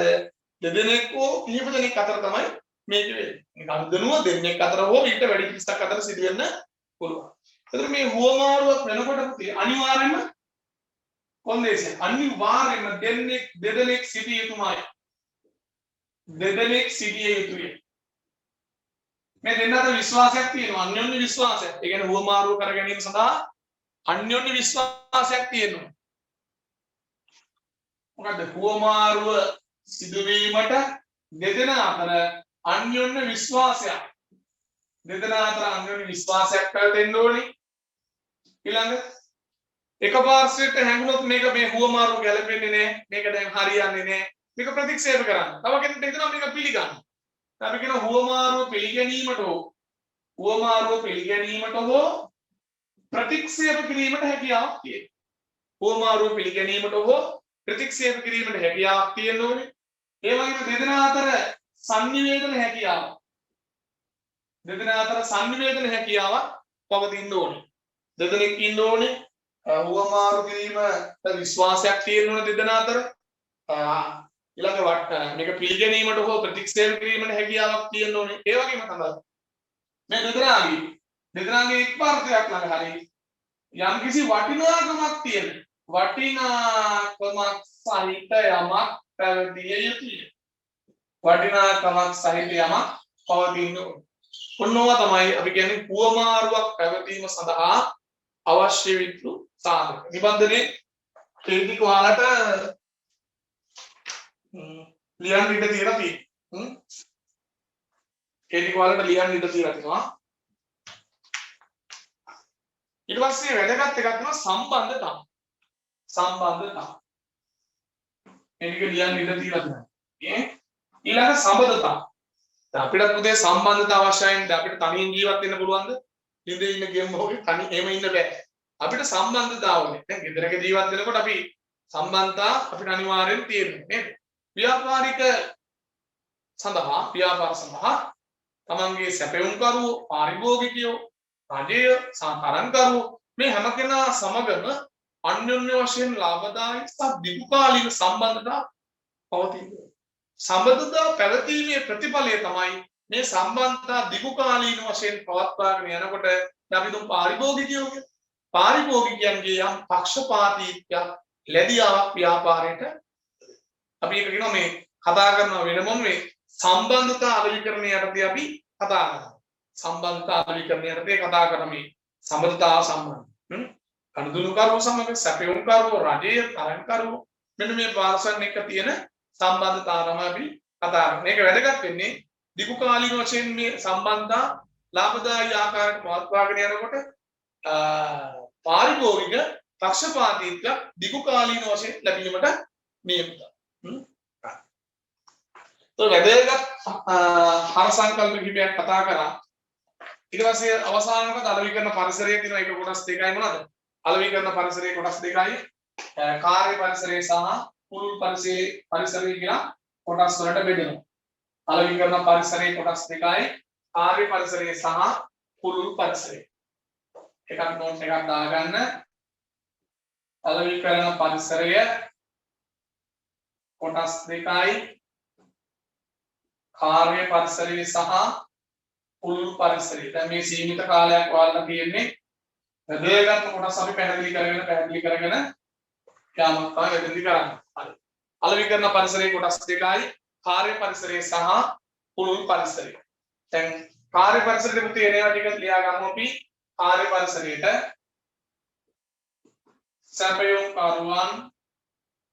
සැපයුම්කරුවෝ තියෙනවා. ඉලක්ක පාරිභෝගිකයෝ ඉන්නවා. බාණ්ඩ බෙදා හරින්නම්. ප්‍රොජෙක්ට් එක කාර්ය පරිසරය තියෙනවා. පුළුල් පරිසරය ගත්තාම දේශපාලන පරිසරය, ආර්ථික, සමාජ හා සංස්කෘතික, නීතිමය නෛතික පරිසරය මෙන්න මේක අපිට ගන්න පුළුවන්. නෛතික පරිසරය. බලන්න කාර්ය පරිසරය ගත්තාම සැපයුම්කරුවෝ බෙදා හරින්නෝ, ඉලක්ක ගනුදෙනුකරුවෝ ඒ ටික අවශ්‍යයි. මෙතන ගත්තාම දේශපාලන පරිසරය, ආර්ථික, සමාජ හා සංස්කෘතික, ප්‍රජා විද්‍යාත්මක ගණනේ ප්‍රජා විද්‍යාත්මක. ඒ ටික තමයි අලෙවිකරණ පරිසරයේ කොටස් දෙක කාර්ය පරිසරය සහ පුළුල් පරිසරය.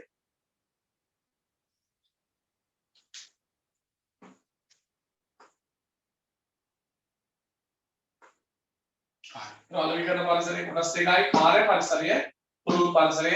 කාර්ය පරිසරය තුල ඉන්නවා ඉලක්ක අනුගුණකරුවෝ සපයුම්කරුවන් බෙදා හරින්නන් අලෙවිකරුවෝ මේ සෙට් එකක ඉන්නවා කාර්ය පරිසරයට. පුළුල් පරිසරය තුල ආර්ථික පරිසරය, දේශපාලන පරිසරය, නෛතික පරිසරය, ප්‍රජා විද්‍යාත්මක පරිසරය මේ ආදී පරිසර තත්ත්වයන් කියනවා පුළුල් පරිසරය තුල. ඊට පස්සේ අපි කතා කරන්නේ මේ අලෙවිකරණයේ තියෙන වැදගත්. අලෙවිකරණයේ වැදගත්කම කතා කරනකොට ඉතින් මේක ප්‍රධාන වශයෙන් ව්‍යාපාරිකයන් විතරක් නෙවෙයි, බිස්නස් කරන මිනිස්සු විතරක් නෙවෙයි මාකටිං කියන එක වැදගත්.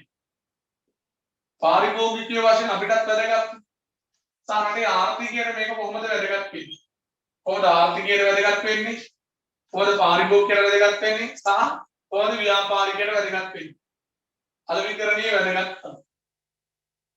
හැම එකක්ම මුතේ මෙහෙම කෙටි විදිහට ෂෝට් නෝට් වගේ රූපමය සටහන් වලින් ගියත් ඔයාලට අල්ලගන්න ලේසි. නැත්තම් අර මහා පතරාංග ජාතක වගේ වෙනවා මේ නෝට් මතක තියාගෙන ගියාම ගොඩක් ඔය මාකටිං කියන පාඩම ගොඩක් උදාහරණත් එක්ක යන්න පුළුවන්.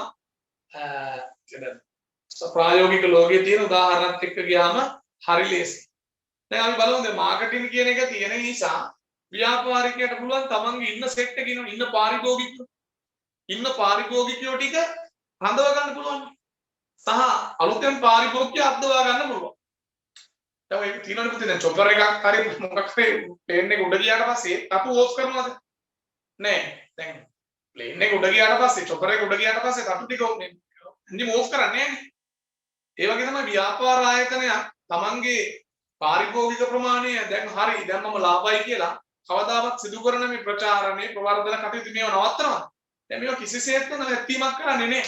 ඒ කියන්නේ මේ ප්‍රවර්ධනය කිරීම හරහා ප්‍රචාරණ කටයුතු කිරීම හරහා එයාලට ලාභයට යන්න පුළුවන්. මොකද බිස්නස් වැඩි වෙනවා නේද? ඒ ව්‍යාපාර ආයතනයේ භාණ්ඩ පිළිබඳ නිෂ්පාදිත පිළිබඳ වෙළඳපොලේ මේ භාණ්ඩ පිළිබඳ දන්නේ නැති පාරිභෝගිකයෝට ඒ පණිවිඩය යනවා. ඒක ව්‍යාපාරිකයෙක් පැත්තෙන් වාසි. එයාට තමන් ඉන්න ගනුදෙනු ටික රඳව ගන්න පුළුවන්. සහ නව ගනුදෙනු කරු අද්දව ගන්න පුළුවන්. එයාගේ විකුණුම වර්ධනය කරගන්න. එයාගේ ලාභය වර්ධනය කරගන්න. තමන්ගේ ව්‍යාපාර කටයුතු සාර්ථක කර ගැනීමට සහ තමන්ගේ වෙළඳපොළ කොටස සමස්ත වෙළඳපොළ තුල තමන්ට හිමි වෙන වෙළඳපොළ ප්‍රමාණය තව තවත් ඉස්සරහට වර්ධනය කර ගැනීමේ හැකියාවක් තියෙන මේ මාකටිං කියන අලෙවිකරණය කියන සංකල්පය තාමත් යහපත් ආකාරයට සිද්ධ කරොත් ඒ අපි කතා කරන්නේ ව්‍යාපාරිකයෙක් ගැන. දැන් අපේ පැත්තෙන් අපි බලමුකෝ පාරිභෝගිකය. දැන් ඇත්තටම අලෙවිකරණයේ තියෙනකොට අපිට පුතේ භාණ්ඩයක් පිළිබඳ තොරතුරු අපිට සංනිවේදනය. අපි දන්නවා අන්නර කඩෙන් තමයි ගන්න ඕනේ. ව්‍යාපාරිකයට ඕන විදිහට අපිව රවට්ටන්න බෑ. අපිට තාර්කික පාරිභෝගිකයෙක් වශයෙන් අපි වියදම් කරන මුදලට උපරිම තෘප්තිමත් භාවයක්, උපරිම ප්‍රතිලාභයක් සැලසෙන ආකාරයට අපි භාණ්ඩ මිලදී ගන්න දන්නවා. ඔය හැම එකක්ම ලැබෙන්නේ මොනවා හරහාද? අපිට මේ අලෙවිකරණය හරහා තොරතුරු ලැබෙනවා. පාරිභෝගික ලැබෙන ප්‍රතිලාභ. ඊට පස්සේ අපි තව ව්‍යාපාරිකයට කතා කරා පාරිභෝගිකයට මොනවද ලැබෙන ප්‍රතිලාභ? තමන් වියදම් කරන මුදලට ප්‍රතිලාභයක් ලැබෙනවා කිව්වා. ඒ වගේම වෙළඳපොළ පිළිබඳව අපිට තොරතුරු ලබා ගන්න පුළුවන්. ඒ වගේම නිෂ්පාදිත ඉතාමත් පහසුවෙන්ම ලබා ගැනීමේ හැකියාවක් ලැබෙනවා. හරි. අපිට ඉතින් ඕන භාණ්ඩයක් භාවිතා කරලා පාරිභෝගිකයාගේ ජීවන තත්ත්වය මොකද වෙන්නේ? පාරිභෝගිකයාගේ ජීවන තත්ත්වය ඉහළ යාම සිද්ධ වෙනවා. ඊට පස්සේ බලන්න ඕනේ රටේ ආර්ථිකය. කොහොමද මේ අලෙවිකරණය කියන සංකල්ප රටේ ආර්ථිකයට බලපාන්නේ? තරංගාරිත්වය තුළ ජයග්‍රහණය කරන්න නම් මේ ව්‍යාපාරිකයෝ දවසින් දවස මොකද වෙන්නේ? නව අලුත් දේවල් නිෂ්පාදනය කිරීමක් කරනවා. එතකොට ඒක රටේ ආර්ථිකයට බලපානවා. ආර්ථිකයේ වර්ධනය වීමක් වෙනවා. නිෂ්පාදන විවිධාංගීකරණයක් වෙනවා. ඒ කියන්නේ එක නිෂ්පාදන නෙවෙයි. අපිට දැන් සබන් ගත්තාම සබන් කැට විවිධ සබන්. දැන් අර ෂැම්පු ගත්තාම ෂැම්පු පැකට් තියෙනවා, බට්ටා කියලා පොඩි එකක් තියෙනවා නේද? නිෂ්පාදිත විවිධාංගීකරණය. නිෂ්පාදනයේ පුළුල් වෙනවා. ඒතර අලෙවිකරණය තුල සමහර රැකියා අවස්ථා තියෙනවා නේද? අලෙවි විධායක නිලධාරී අලෙවි නියෝජිත ඒ හරහා රටේ සේවා නියුක්තියට යම් ආකාරයක බලපෑමක් සිද්ධ වෙනවා. නිෂ්පාදනය වැඩි වෙනවා කියන්නේ රටේ ආර්ථිකයට ඒක බලපෑමක් වෙනවා. රටේ ආර්ථිකය වර්ධනය වෙනවා. ඒ වගේ තමයි පාරිභෝගිකය පැත්තෙන් පාරිභෝගිකයාගේ ජීවන තත්ත්ව උසස් වෙනවා කියන්නේ රටේ ආර්ථිකය මොකද වෙන්නේ? වර්ධනයක් වෙනවා. වගේම ආර්ථික සංවර්ධනයකුත් වෙනවා කියලා අපිට කතා කරන්න පුළුවන්. ඒතර අලෙවිකරණය හරහා ව්‍යාපාරිකයට ප්‍රතිලාභ ඇති. පාරිභෝගිකයාට ප්‍රතිලාභ ඇති. සහ රටේ සමස්ත ආර්ථිකයට ප්‍රතිලාභ ලැබෙනවා.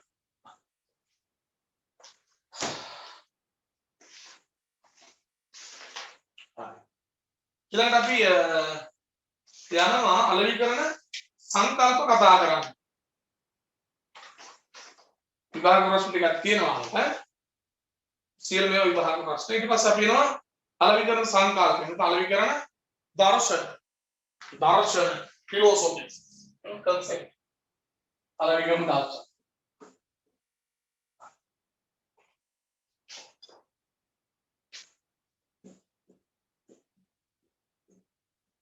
අලෙවිකරණ දර්ශන.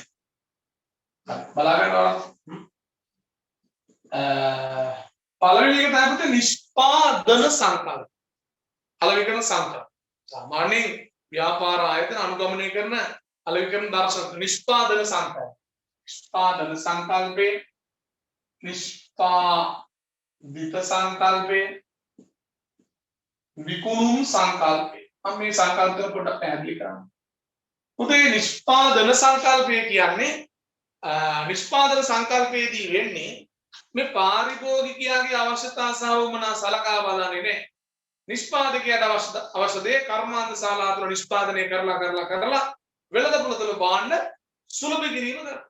පාරිභෝගිකයා ගැන බැලුවද? පාරිභෝගිකයා දාන්නේ නිෂ්පාදකයාට වන දේ කර්මාන්ත ශාලා තුළ නිෂ්පාදනය කරලා වෙළඳපොළ තුළ භාණ්ඩ සුලභ කරලා අඩු මිලකට භාණ්ඩ පාරිභෝගිකයට ලබා දීම සිදු කරනවා. මෙන්න මේ සිද්ධාන්තයේ ක්‍රියාත්මක වෙන සංකල්පය අපි කියනවා නිෂ්පාදන සංකල්පය. මෙතන පුතේ පාරිභෝගිකයා පිළිබඳව ඇහැක්වත් හැරලා බලුවද? නැහැ. පාරිභෝගිකයාගේ අවශ්‍යතා සහ වමනා බලන්නේ නැහැ. පාරිභෝගික අවශ්‍යතා සහ වමනා බලන්නේ නැහැ. ව්‍යාපාරිකයාට අවශ්‍ය දේ විකුණුම් කරුවාට අවශ්‍ය දේ තමයි මෙතනදී සිදු කරන්නේ. හරි. අපි එහෙනම් මේ නිෂ්පාදන සංකල්පය කියන විකුණුම් කරු අභිමුඛ වූ සංකල්පය. මේක තමයි පුතේ පැරණිතම සංකල්පය. පාරිභෝගිකයට අවශ්‍ය දේවල් බහන්නේ නැහැ. විකුණුම් කරුවා අපි කියනවා මේක විකුණුම් කරු අභිමුඛ වූ සංකල්පය. පසුකාලීන මේ සංකල්පේ ටික මේ කඩා වැටෙන්න පටන් ගත්තා. ඇයි? පාරිභෝගිකයා ගැන බලන්නේ නැහැ. කර්මාන්තශාලාව තුලදී මේ විකුණුම් කරුවට අවශ්‍ය දේවල් තමයි නිෂ්පාදනය කරගෙන ගියේ. මේදී මොකද වෙන්නේ? නිෂ්පාදන සංකල්පෙදී වුණා භාණ්ඩ සුලභ කරනවා. වෙළඳපොලේ ඕන තැනකින් භාණ්ඩ ගන්න පුළුවන් විදිහට භාණ්ඩ සුලභ කරලා අඩු මිලකට භාණ්ඩ ලබා දීම සිදු කරනවා.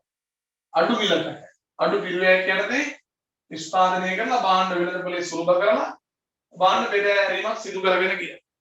පසු කාලීනව මේක කඩා වැටෙන්න පටන් ගත්තා. මොකද අලුත් සංකල්පයක් වුණා නිෂ්පාදිත සංකල්ප. උදේ මෙතනදී උනේ නිෂ්පාදිතයේ ගුණත්වය උසස් ගුණත්වයෙන් යුතු භාණ්ඩ තමයි පාරිභෝගිකයන්ට ලබා දෙන්න උත්සාහ කරන්නේ. නමුත් මෙතන පාරිභෝගිකයට ඕන භාණ්ඩ දෙන්න ගියාද? එතනදිත් නෑ. මේකත් පුතේ විකුණුම් කරුවා අභිමුඛයි. නේද? නිෂ්පාදිත සංකල්පයේ උනේ උසස් ගුණත්වයෙන් යුතු භාණ්ඩ තමයි නිෂ්පාදනය කරේ. නිෂ්පාදනය කරලා භාණ්ඩ බෙදා හැරලා ලාභ ලබන්න උත්සාහ කරා. නමුත් පාරිභෝගිකයාගේ අවශ්‍යතාවයේ පාරිභෝගිකයාගේ වමනාව පිළිබඳව සැලකිල්ලකට අවධානය යොමු කරේ නැහැ.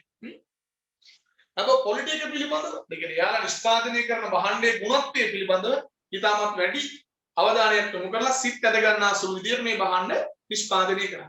මොනවා කරා? පාරිභෝගිකයා ගැන බලන්න නැත්තම් වැඩක් නෑ. පාරිභෝගිකයාගේ අවශ්‍යතාවයේ පිළිබඳව සලකා බලන්න නැතුව නිෂ්පාදිතයේ ගුණත්වය පිළිබඳව අවධානය යොමු කරලා සිත් ඇද ගන්නා සුළු විදියට භාණ්ඩ නිෂ්පාදනය කළා. භාණ්ඩයේ වෙළඳපොළ තුලා බෙදා හරින උත්සාහයක් කරා. ඒතර ඒකත් හිතුවා මේ ගුණත්වයෙන් යුතු භාණ්ඩ මිලදී ගන්න පාරිභෝගිකව පෙළමේවා කියලා උපකල්පනය කරගෙන භාණ්ඩ නිෂ්පාදනය කරගෙන ඉන්නේ.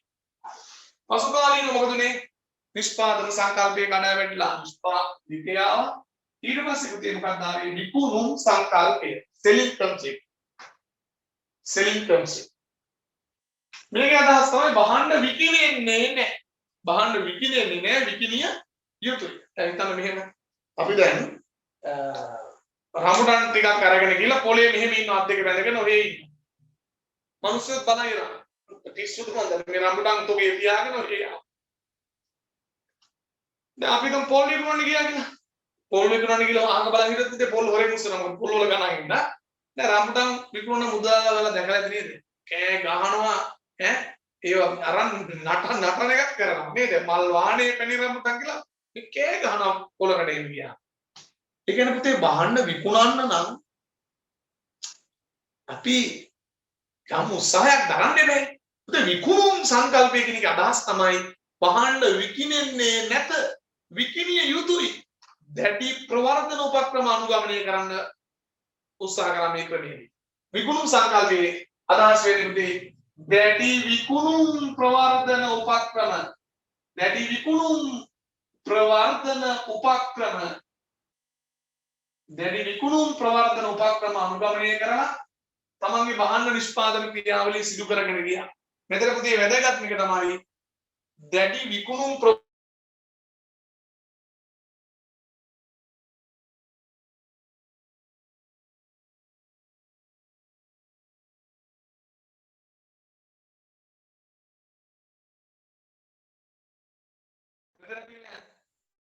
තමයි දැඩි විකුණුම් ප්‍රවර්ධන උපක්‍රම තමයි අනුගමනය කරේ. විකුණුම් ප්‍රතිපත්ති අනුගමනය කරා. මෙතන කියන්නේ බහන්න විකිනෙන්නේ නැහැ බහන්න විකිනිය යුතුයි කියන අදහස් තමයි පුතේ විකුණුම් සංකල්පයේ. මෙතනදී පාරිභෝගිකයාගේ අවශ්‍යතා සහ උවමනා සලකා බැලීම නෑ. ඔන්න කාලය යනකොට මොකද පාරිභෝගිකයාගේ පිළිබඳව කිසි අවධානයක් යොමු කරන්නේ නැහැ. ඊට පස්සේ අලුතෙන් සංකල්පයක් ආවමද අලෙවිකරණ සංකල්පය. ඔන්න මේ අලෙවිකරණ සංකල්පය තමයි පුතේ පාරිභෝගිකයාගේ අවශ්‍යතා සහ උවමනා පිළිබඳව අවධානයක් යොමු කරේ. ඒ කියන්නේ මේ නිෂ්පාදනය කරන්න පුළුවන් භාණ්ඩයක් නිෂ්පාදනය කරනවට වඩා මේ පාරිභෝගිකයාගේ අවශ්‍යතාවයක් සහ උවමනාවක් තෘප්තිමත් වන භාණ්ඩයක් නිෂ්පාදනය කරන්න පෙළඹුණා. ඊළඟ මොකද අලෙවිකරණ සංකල්පය. එනකොට නිෂ්පාදන සංකල්පය තිබුණා, නිෂ්පාදිත සංකල්පය, ඊළඟ විකුණුම් සංකල්පය. ඔන්න ඊළඟට ආව එක තමයි අලෙවිකරණ සංකල්පය. ඒ කියන්නේ ඉලක්ක වෙළඳපොලේ පාරිභෝගිකයාගේ අවශ්‍යතා සහ වමනා තෘප්තිමත් වීම පිළිබඳව අවධානය යොමු කරා. සහ ඒ වගේම ව්‍යාපාරිකයාගේ ව්‍යාපාරික ලාභය පිළිබඳව අවධානය යොමු කරා. ඒ කියන්නේ දෙපැත්තම මෙතන වෙනවානේ. ව්‍යාපාරිකයාගේ ලාභය තෘප්තිමත් වෙනවා සහ පාරිභෝගිකයාගේ අවශ්‍යතා සහ වමනා තෘප්තිමත් වීමක් සිද්ධ වෙනවා. මේ සංකල්පය අපි කියන මොකද්ද? පාරිභෝගික අභිමුඛයි. ඒක පාරිභෝගික අභිමුඛ සංකල්පය. පාරිභෝගිකයා ඉලක්ක කරගෙන තමයි මෙතනදී බහන්න නිෂ්පාදනය වුනේ. අපි මෙන්න මේ හින්දා කියනවා මේ අලෙවිකරණ සංකල්පය අපි කියන මොකද්ද? ද්විසාධක අලෙවිකරණ සංකල්ප. මතක තියාගන්න මේකට කියනවා ද්විසාධක අලෙවිකරණ සංකල්ප. එතන දාගන්න ඕන ද්විසාධක අලෙවිකරණ සංකල්ප.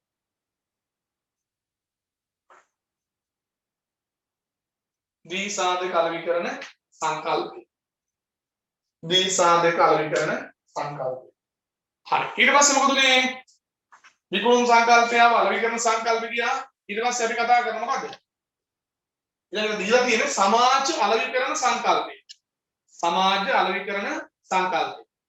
ඒ කියන්නේ පුතේ මෙහෙමනේ. සමාජ අලෙවිකරණ සංකල්පය කියන්නේ අපි පාරිභෝගිකයාගේ අවශ්‍යතා සහ වමනා තෘප්තිමත් කරන්නත් ඕනේ. ව්‍යාපාරිකයාගේ ලාභය තෘප්තිමත් වෙන්නත් ඕනේ. සහ සමාජීය හිතකර භාවය. අපි ඕනෝඩ හැමදේම කියලා අපි ද සමාජයට අහිතකර දෙයක් වුණොත් මොකද වෙන්නේ? අහිතකර භාණ්ඩයක් නිෂ්පාදනය කරලා අපි ලාභ ලබන්න උත්සාහ දරනවා. පාරිභෝගිකයයි නරක දේ ඉක්මනින් වැළඳ ගන්නවා. දැන් ව්‍යාපාරිකයෙක් ලාභේ ඉහළ යනවනේ. නමුත් අර සමාජීය පැත්තේ සමාජීය අහිතකර භාවයක් නේද? සමාජ අලෙවිකරණ සංකල්පයෙන් අවධානය යොමු කරන්නේ ඉලක්ක වෙළඳපොලේ පාරිභෝගිකයාගේ අවශ්‍යතා තෘප්තිමත් කරන ගමන්ම සමාජීය හිතකර භාවය කියන සංකල්පය ආරක්ෂා වෙනවා. සමාජයට අවඩක් අයහපත් කරලා ව්‍යාපාරික ලාභයක් ලබලා හරියන්නේ නැහැ නේද? ඒතර හැම කෙනාම බැලුවා සමාජයට හොඳ දේ කරලා ලාභකයක්.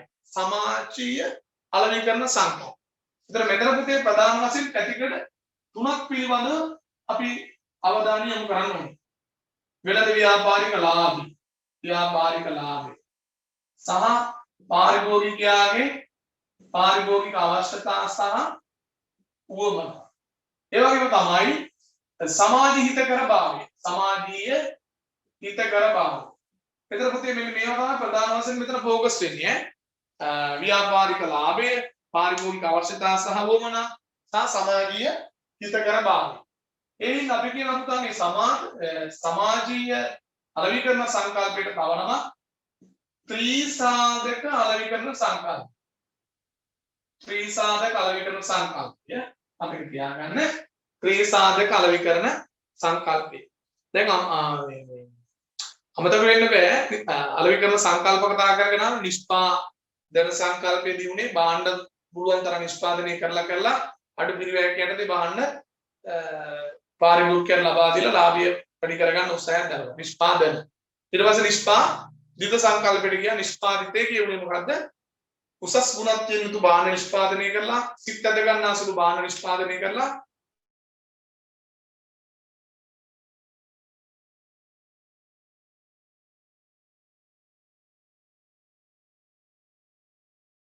පාරිභෝගිකයන්ට බාහන ලබා දෙන උත්සාහ කරන නමුත් මේවා විකුණුම් සංකල්ප. විකුණුම් සංකල්පයේ අදහස මොකද්ද? බාහන විකිණෙන්නේ නැත විකිණිය යුතු. ඒ කියන්නේ දැඩි විකුණුම් ප්‍රවර්ධන උපක්‍රම දැඩි විකුණුම් ප්‍රතිපත්ති අනුගමනය කරමින් පාරිභෝගික අවශ්‍යතා සහ වුණත් තෘප්තිමත් කිරීමට බාහන නිෂ්පාදනය කිරීමට පෙළඹීම. විකුණුම් සංකල්ප. ඒ හැම එකක්ම උතේ පාරිභෝගික අවශ්‍යතා පිළිබඳව මේ සලකා බැලුවද නැහැ. කර්මාන්තශාලා තුලදී විකුණුම් කරවට මොන දේ නිෂ්පාදනය කළාමයි ඒක පාරිභෝගිකයට ලබා දෙන්න උත්සාහ කරනවා. ඒක විකුණුම් කරු අභිමුඛයි සංකල්ප. පස්සේ මොකදනේ ඒ සංකල්ප වලින් නිදිලා ගියා අලෙවිකරණ සංකල්ප. අලෙවිකරණ සංකල්පයේදී උනේ ඉලක්ක වෙළඳපොළ තුල ඉන්න පාරිභෝගික අවශ්‍යතාව වුණා සලකා බලලා සමස්තයටම ඒ ගැළපෙන වාහන නිෂ්පාදනය කරගෙන ගියා. ඒතර ව්‍යාපාරික ලාභයක් ලබනවා. පාරිභෝගිකයාගේ අවශ්‍යතාව තෘප්තිමත් වීමකුත් වෙනවා. ඒ නිෂ්පාදිත කරා. මේ සංකල්පයෙන් තමයි මේ පාරිභෝගික අභිමුඛත්වය කියන එක පටන් ගත්තේ. කියන එකට ද්විසාධක සංකල්ප. ද්විසාධක. ඊට පස්සේ අපි ඊළඟට ගියා මේ සංකල්ප වලින් සමාජීය අලෙවිකරණ සංකල්ප. දැන් අපි අපේ ලාභය තහවුරු කරගන්න කියලා නරක දෙයක් වෙළඳපොළට දාලා ඒක පාරිභෝගිකයන් රසවත් විදිහට ඒක දුන්නාම පාරිභෝගිකයෙක් වෙළඳ ගන්නවා අපේ ලාභයත් යනවා. නමුත් සමාජීය පැත්තෙන් ඒක සමාජීය ෆේල්.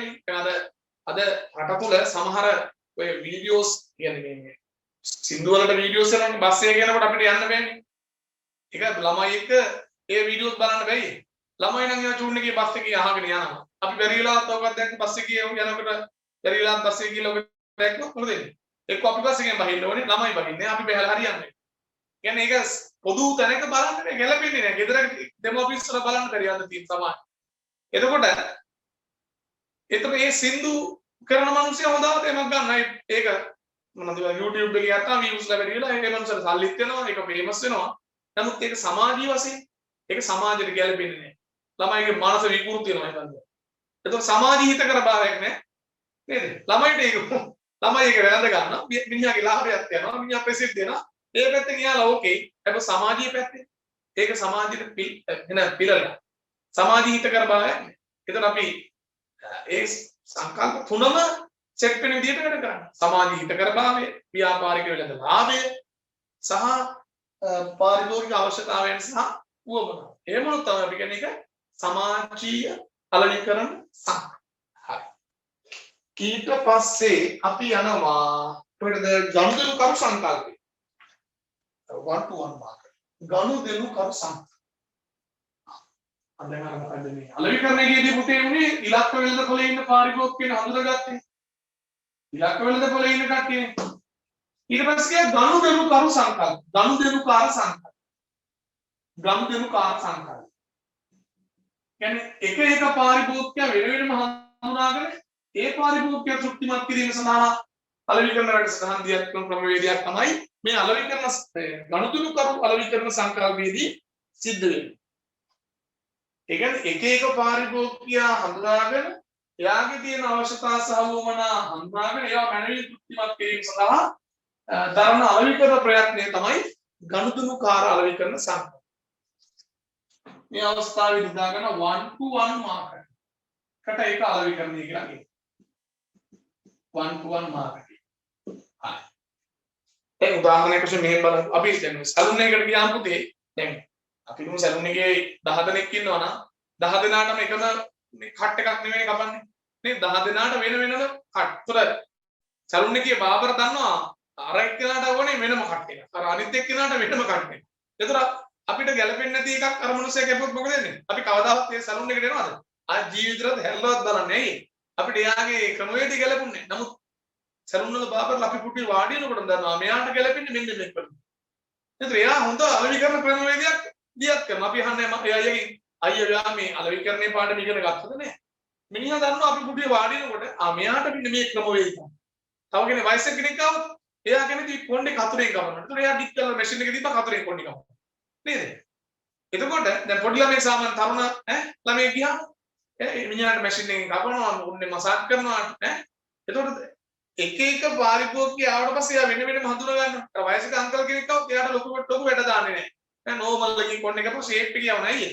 ඒකේ ඒ පුද්ගලයාගේ කැමැත්ත කියලා දන්නවා මේ අපේ බාබර් මහත්තයා. එතකොට 1 to 1 මාකටිං කියන්නේ එකට එක අලෙවි කරන ක්‍රමවේදයක් උදා කරන මේ ගනුදෙනුකාර සංකල්ප.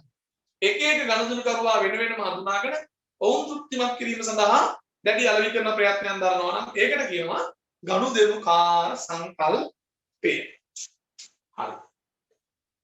ඔන්න සංකල්ප ගණනාවක් අපි කතා කරගෙන ගියා. ඊට පස්සේ අපිට කතා කරන්න තියෙන 21 වෙනි සියවසේ කතා කරන් ගියලිච්ච සංකල්පයක් සාකල්‍යවාදී අලෙවි කරන සංකල්ප.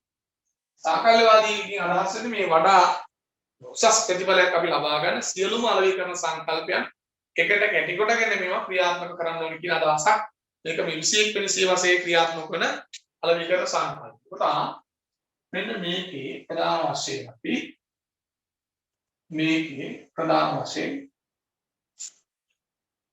උපකොටස් හතරක් අපි හඳුනගන්න. මේ සාකල්‍යවාදී සංකල්ප. විභාගයට අවවා පුතේ අනිවාර්යයෙන් කෙටි පේපරෙත් මේවා අහනවා. මේ විභාගයට ගියාම ළමයි ඔය කස ඉන්නවා මතක නැහැ. සාකල්‍යවාදී සංකල්පේ කොටස් උපකොටස් හතර මොනවද? කස ඉන්න එපා මතක තියාගන්න. අස කස අභ්‍යන්තර අලෙවි ඊළඟ සම්බන්ධතා අලෙවි මම ඉස්සෙල්ලා කතා කරන්නේ හර සංකල්ප සම්බන්ධතා අලෙවි ඊළඟ කාර්යඵල අලෙවි ඊළඟ සමුද්‍යානික අලෙවි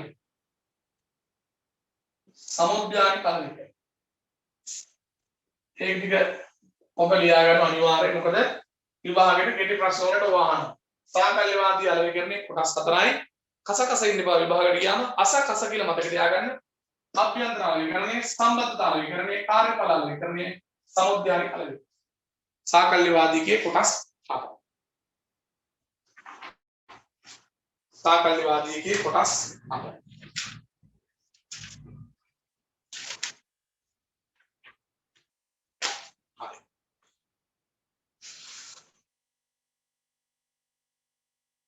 නේද? අන අභ්‍යන්තර අලෙවිකරණය, සම්බන්ධතා අලෙවිකරණය, කාර්යඵල. ඒ අභ්‍යන්තර අලෙවිකරණය කියලා කියන්නේ ව්‍යාපාර ආයතනයක් ගත්තාම ඒ ව්‍යාපාර ආයතනයේ සිටින සියලුම සේවකයන්, ඒ කියන්නේ කළමනාකරුවන් ඉඳලා පහළම සේවකයා දක්වා වූ පුද්ගලයෝ සියලු දෙනාම මේ පාරිභෝගිකය තෘප්තිමත් කිරීම සඳහා අවධානය යොමු කරන්න ඕනේ. ඒ කියන්නේ ලොකු කට්ටිය විතරක් මේ වැඩේ කරනවා, පොඩි කට්ටිය විතරක් මේ වැඩේ කරනවා කියලා බෙදලා ඉන්න බෑ. ඉහළ කළමනාකරුවාගේ ඉඳලා පහළ සේවකයා දක්වා වූ සියලුම කෙනාම ඉලක්ක වෙළඳපොලේ පාරිභෝගිකයා තෘප්තිමත් කිරීම සඳහා සහයෝගයෙන් සක්‍රියව කටයුතු කරන්න ඕනේ. ඒකට අපි කියනවා මොකද්ද? අභ්‍යන්තර අලෙවිකරණය. ව්‍යාපාර ආයතනයක් තුල ඉන්න සියලුම සේවකයන්, කියන්නේ ඉහළ කළමනාකරණයේ ඉඳලා පහළම සේවකයා දක්වා වූ මේ සෑම දෙනාම ඉලක්ක වෙළඳපොලේ පාරිභෝගිකයා තෘප්තිමත් කිරීම සඳහා ඉතාමත් සහයෝගයෙන් සක්‍රියව මේ සඳහා දායකත්වයක් ලබා දෙන්න ඕනේ. අභ්‍යන්තර අලෙවිකරණය කියන එක අදහසයි. ඊළඟ සම්බන්ධතා. දැන් අපි ඉස්සලත් කතා කරා සම්බන්ධතා කියන්නේ. ව්‍යාපාරයක් විසින් ව්‍යාපාරයේ විතර අල්ම දක්වන සියලුම පාංශ. කවුද අල්ම දාන්නේ? ව්‍යාපාරයක් වුණා. තරගකාරවෝ, වෛදිකාරවෝ, ප්‍රජාව, රජය මේ හැම කෙනා එක්කම අල්මැති පාර්ශව හැම කෙනා එක්කම යහපත් ආකාරයේ සම්බන්ධතා පැවතිය යුතුයි. මේ දීර්ඝකාලීන සම්බන්ධතා, ලාභදායී සම්බන්ධතා අනිවාර්යයෙන්ම පවත්වාගෙන යන්න ඕන. මේ දිගුකාලීන සම්බන්ධතාව පවත්වාගෙන යනකොට ඒකේ ප්‍රතිලාභයන් ව්‍යාපාරයට අනිවාර්යයෙන්ම ලැබෙනවා. උදාහරණයක් වශයෙන් පාරිභෝගිකයෙක් සමග දිගුකාලීන සම්බන්ධතාවයක් ව්‍යාපාරයක් පවත්වාගෙන ගියොත් මොකද වෙන්නේ? දිගු කාලයක් යනකොට පාරිභෝගිකයාගේ ලැබියාව නැත්නම් කියනවා පාරිභෝගික පක්ෂපාතීත්වයේ ව්‍යාපාරයට අනිවාර්යයෙන්ම ලැබෙනවා. ඒ සම්බන්ධතාවල ප්‍රතිඵලය. සම්බන්ධතාව විශ්ය. හරි. ඊට පස්සේ අපි කතා කරා කාර්යඵල අලෙවිකරණ. කාර්යඵල අලෙවිකරණ. ඔකට තව නමක් කියනවා මේ කාර්යඵල අලෙවිකරණය කියන එකට තව නමක් කියන්න පුළුවන්. කාර්යඵල කියන එකට සමාජ වගකීම් අලෙවිකරණය කියලා කොනක් කියන්නේ. ඒක නවීකරණ වැඩසටහන් දියත් කර දිත්තොයි ව්‍යාපාර ආචාර ධර්ම සහ ව්‍යාපාර සමාජ වගකීම් පිළිබඳව අවධානයක් යොමු කරගෙන කටයුතු කරනවා. පුතේ දැන් මේ බලන්න. බලන්න අපි ඉස්සෙල්ලා කතා කරන සමාජීය අලෙවිකරණ සංකල්පයේ අදහසක් නේ මෙතන එන්නේ. සමාජ වගකීම් ආචාර ධර්ම පිළිබඳ අවධානය යොමු කරගෙන තමන්ගේ අලෙවිකරණ වැඩසටහන් දියත් කිරීම තමයි මොකද්ද? කාර්යඵල අලෙවිකරණය කියලා අපි කතා කිරීමක් කරන්නේ.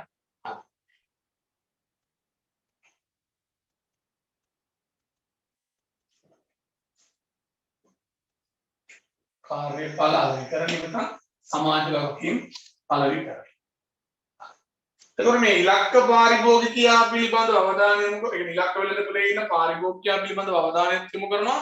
ඒ අවධානය යොමු කරන ගමන් ආචාර ධර්ම පිළිබඳව සමාජ වගකීම් පිළිබඳව දැඩි ලෙස අවධානය යොමු කරන්න. ඒකට කියනවා මොකද්ද? කාර්යඵල අලෙවිකරණය. ඊළඟට අපිට තියෙනවා මොකද්ද? සමුද්‍යානික අලෙවිකරණය. සමුද්‍යානික අලෙවිකරණය. මම ඔයාලට පාඩම පටන් ගන්නකොට මේ කතා කරා 4යි PS එකක් තියෙනවා. 4යි PS මොකද්ද? නිෂ්පාදිතය, මිල, ප්‍රවර්ධනය,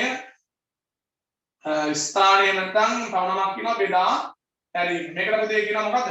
අලෙවිකරණ මිශ්‍රය කියලා කියන්නත් පුළුවන්. අලෙවිකරණ සමපාතය කියලා කියන්නත් පුළුවන්.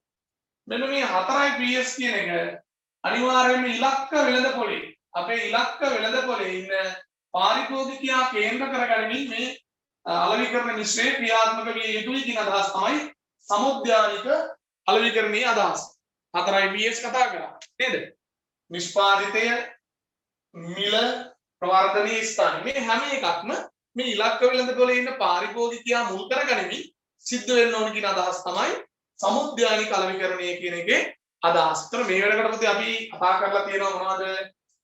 මේ වෙනකොට මම ඔයාලට කතා කරා අලෙවිකරණයේ ආරම්භය කතා කරා, අලෙවිකරණ සංකල්පයේ වැදගත්කම් කතා කරා. අලෙවිකරණ සංකල්පය ඉස්සලාම අපි හැඳින්වීම කතා කරා. අලෙවිකරණ සංකල්පයේ හැඳින්වීම කතා කරා. ඊට පස්සේ අලෙවිකරණයේ වැදගත්කම කතා කරා. අලෙවිකරණයේ වැදගත්කම ප්‍රධාන වශයෙන් කොටස් තුනක් කියලා කතා කරා. කොහොමද බිස්නස්මන්ට, කස්ටමර් and රටේ ඉකොනොමියකට බලපාන. ඉතින් කතා කරා බිස්නස්මන්ට, කස්ටමර්ට, ඉකොනොමිය. ඊට පස්සේ අපි කතා කරා අලෙවිකරණයේ හර සංකල්ප කියන එක. හර සංකල්ප ගණනාවක් කතා කරා. එතනදී වැදගත් සංකල්ප ගණනාවක් අපි කතා කරගෙන ගියා. සටහනක් දාන්න පුළුවන් ඒවට අලෙවිකරණ මාර්ග අලෙවිකරණ මාර්ග නේද? අලෙවිකරණ මාර්ග කතා කරා. තරගකාරීත්වය කියන එක කතා කරා. වෙළඳ පොළයටදී කතා කරන්නේ වෙළඳ පොළයටදී අපි කතා කරා නූතන හුවමාරු ආර්ථිකයේ වෙළඳ පොළවල් කොටස් 5කට බෙදුවා අපි. තරගකාරීත්වයේ කොටස් 4කට බෙදුවා. අලෙවිකරණ මාර්ග, සේවා මාර්ග, බෙදා හැරීම් මාර්ග, සංනිවේදන මාර්ග වගේ කොටස් වලට බෙදුවා. ඊට පස්සේ පුතේ අපි අලෙවිකරණයේ හර සංකල්ප ටික කතා කරලා ඊට පස්සේ ඊට පස්සේ අපි කතා කරා අලෙවිකරණ දර්ශන මොකද කතා කරේ? එයාට කතා කරන නිෂ්පාදන සංකල්පය, නිෂ්පාදිත සංකල්පය, විකුණුම් සංකල්පය, අලෙවිකරණ සංකල්පය, සමාජ අලෙවිකරණ සංකල්පය, ගනුදෙනුස්කාර සංකල්පය සහ සාකල්‍යවාදී අලෙවිකරණ සංකල්පය. සාකල්‍යවාදීගේ කොටස් 4ක් කතා කරා. අභ්‍යන්තර අලෙවිකරණය, සම්බන්ධ අලෙවිකරණය, කාර්යඵල අලෙවිකරණය, ඊළඟ සමුද්‍යානික අලෙවිකරණය. ඔන්න ඔය ටික තමයි දැනට අපි කතා කරන තියෙන්නේ. එතකොට දරුවෙක්ට අවශ්‍ය නම් මේ කෙටි සටහන් මේ ඔක්කොම රූප සටහන් වලින් යන්න පුළුවන් මේ කතා කරපු ඒවා හරි සරලයි. ඔයාලට ෂෝට් නෝට් එකක් හදාගත්තාම බස් එකේ යනකොට බල බල යන්න පුළුවන්. ගෙදර මෙඩමඩක් කරනකොට නම් ෂෝට් නෝට් එකක් නිර්මාණය කරගත්තා. රූප සටහන් වලින් නිර්මාණය කරගන්න මෙන්න මේ ක්‍රමයට ඔයාලට හරි පහසුයි අපි කතා කරපු දේවල්. අලුවිකරණයේ හැඳින්වීම සම්බන්ධයෙන් අපිට කතා කරන්න. අලුවිකරණයේ වැදගත්කම සම්බන්ධයෙන් අපිට කතා කරන්න පුළුවන්. අලුවිකරණයේ හර සංකල්ප වල තියෙන රූප සටහන් අඳින්න පුළුවන් සංකල්ප ටිකක් අපිට කතා කරන්න. ඒකට තියෙන තරංගකාරීත්වය කතා කරන්න පුළුවන්. අලුවිකරණ මාර්ග යටතේ කතා කරන්න පුළුවන්. ඊළඟ නූතන වුවමාරු ආර්ථිකීති වෙන වල වර්ග පහක් තියෙනවා. ඒක කතා කරන්න පුළුවන්. ඊළඟ අලුවිකරණ දර්ශන ටික කතා කරා. මෙතන ගලුතෙන් ආව දී සාධක, ත්‍රි සාධක මේ වගේ සංකල්ප ටිකක් තියෙනවා. සාකල්‍යවාදීගේ කොටස් හතරක් ගැන අපි කතා කරා.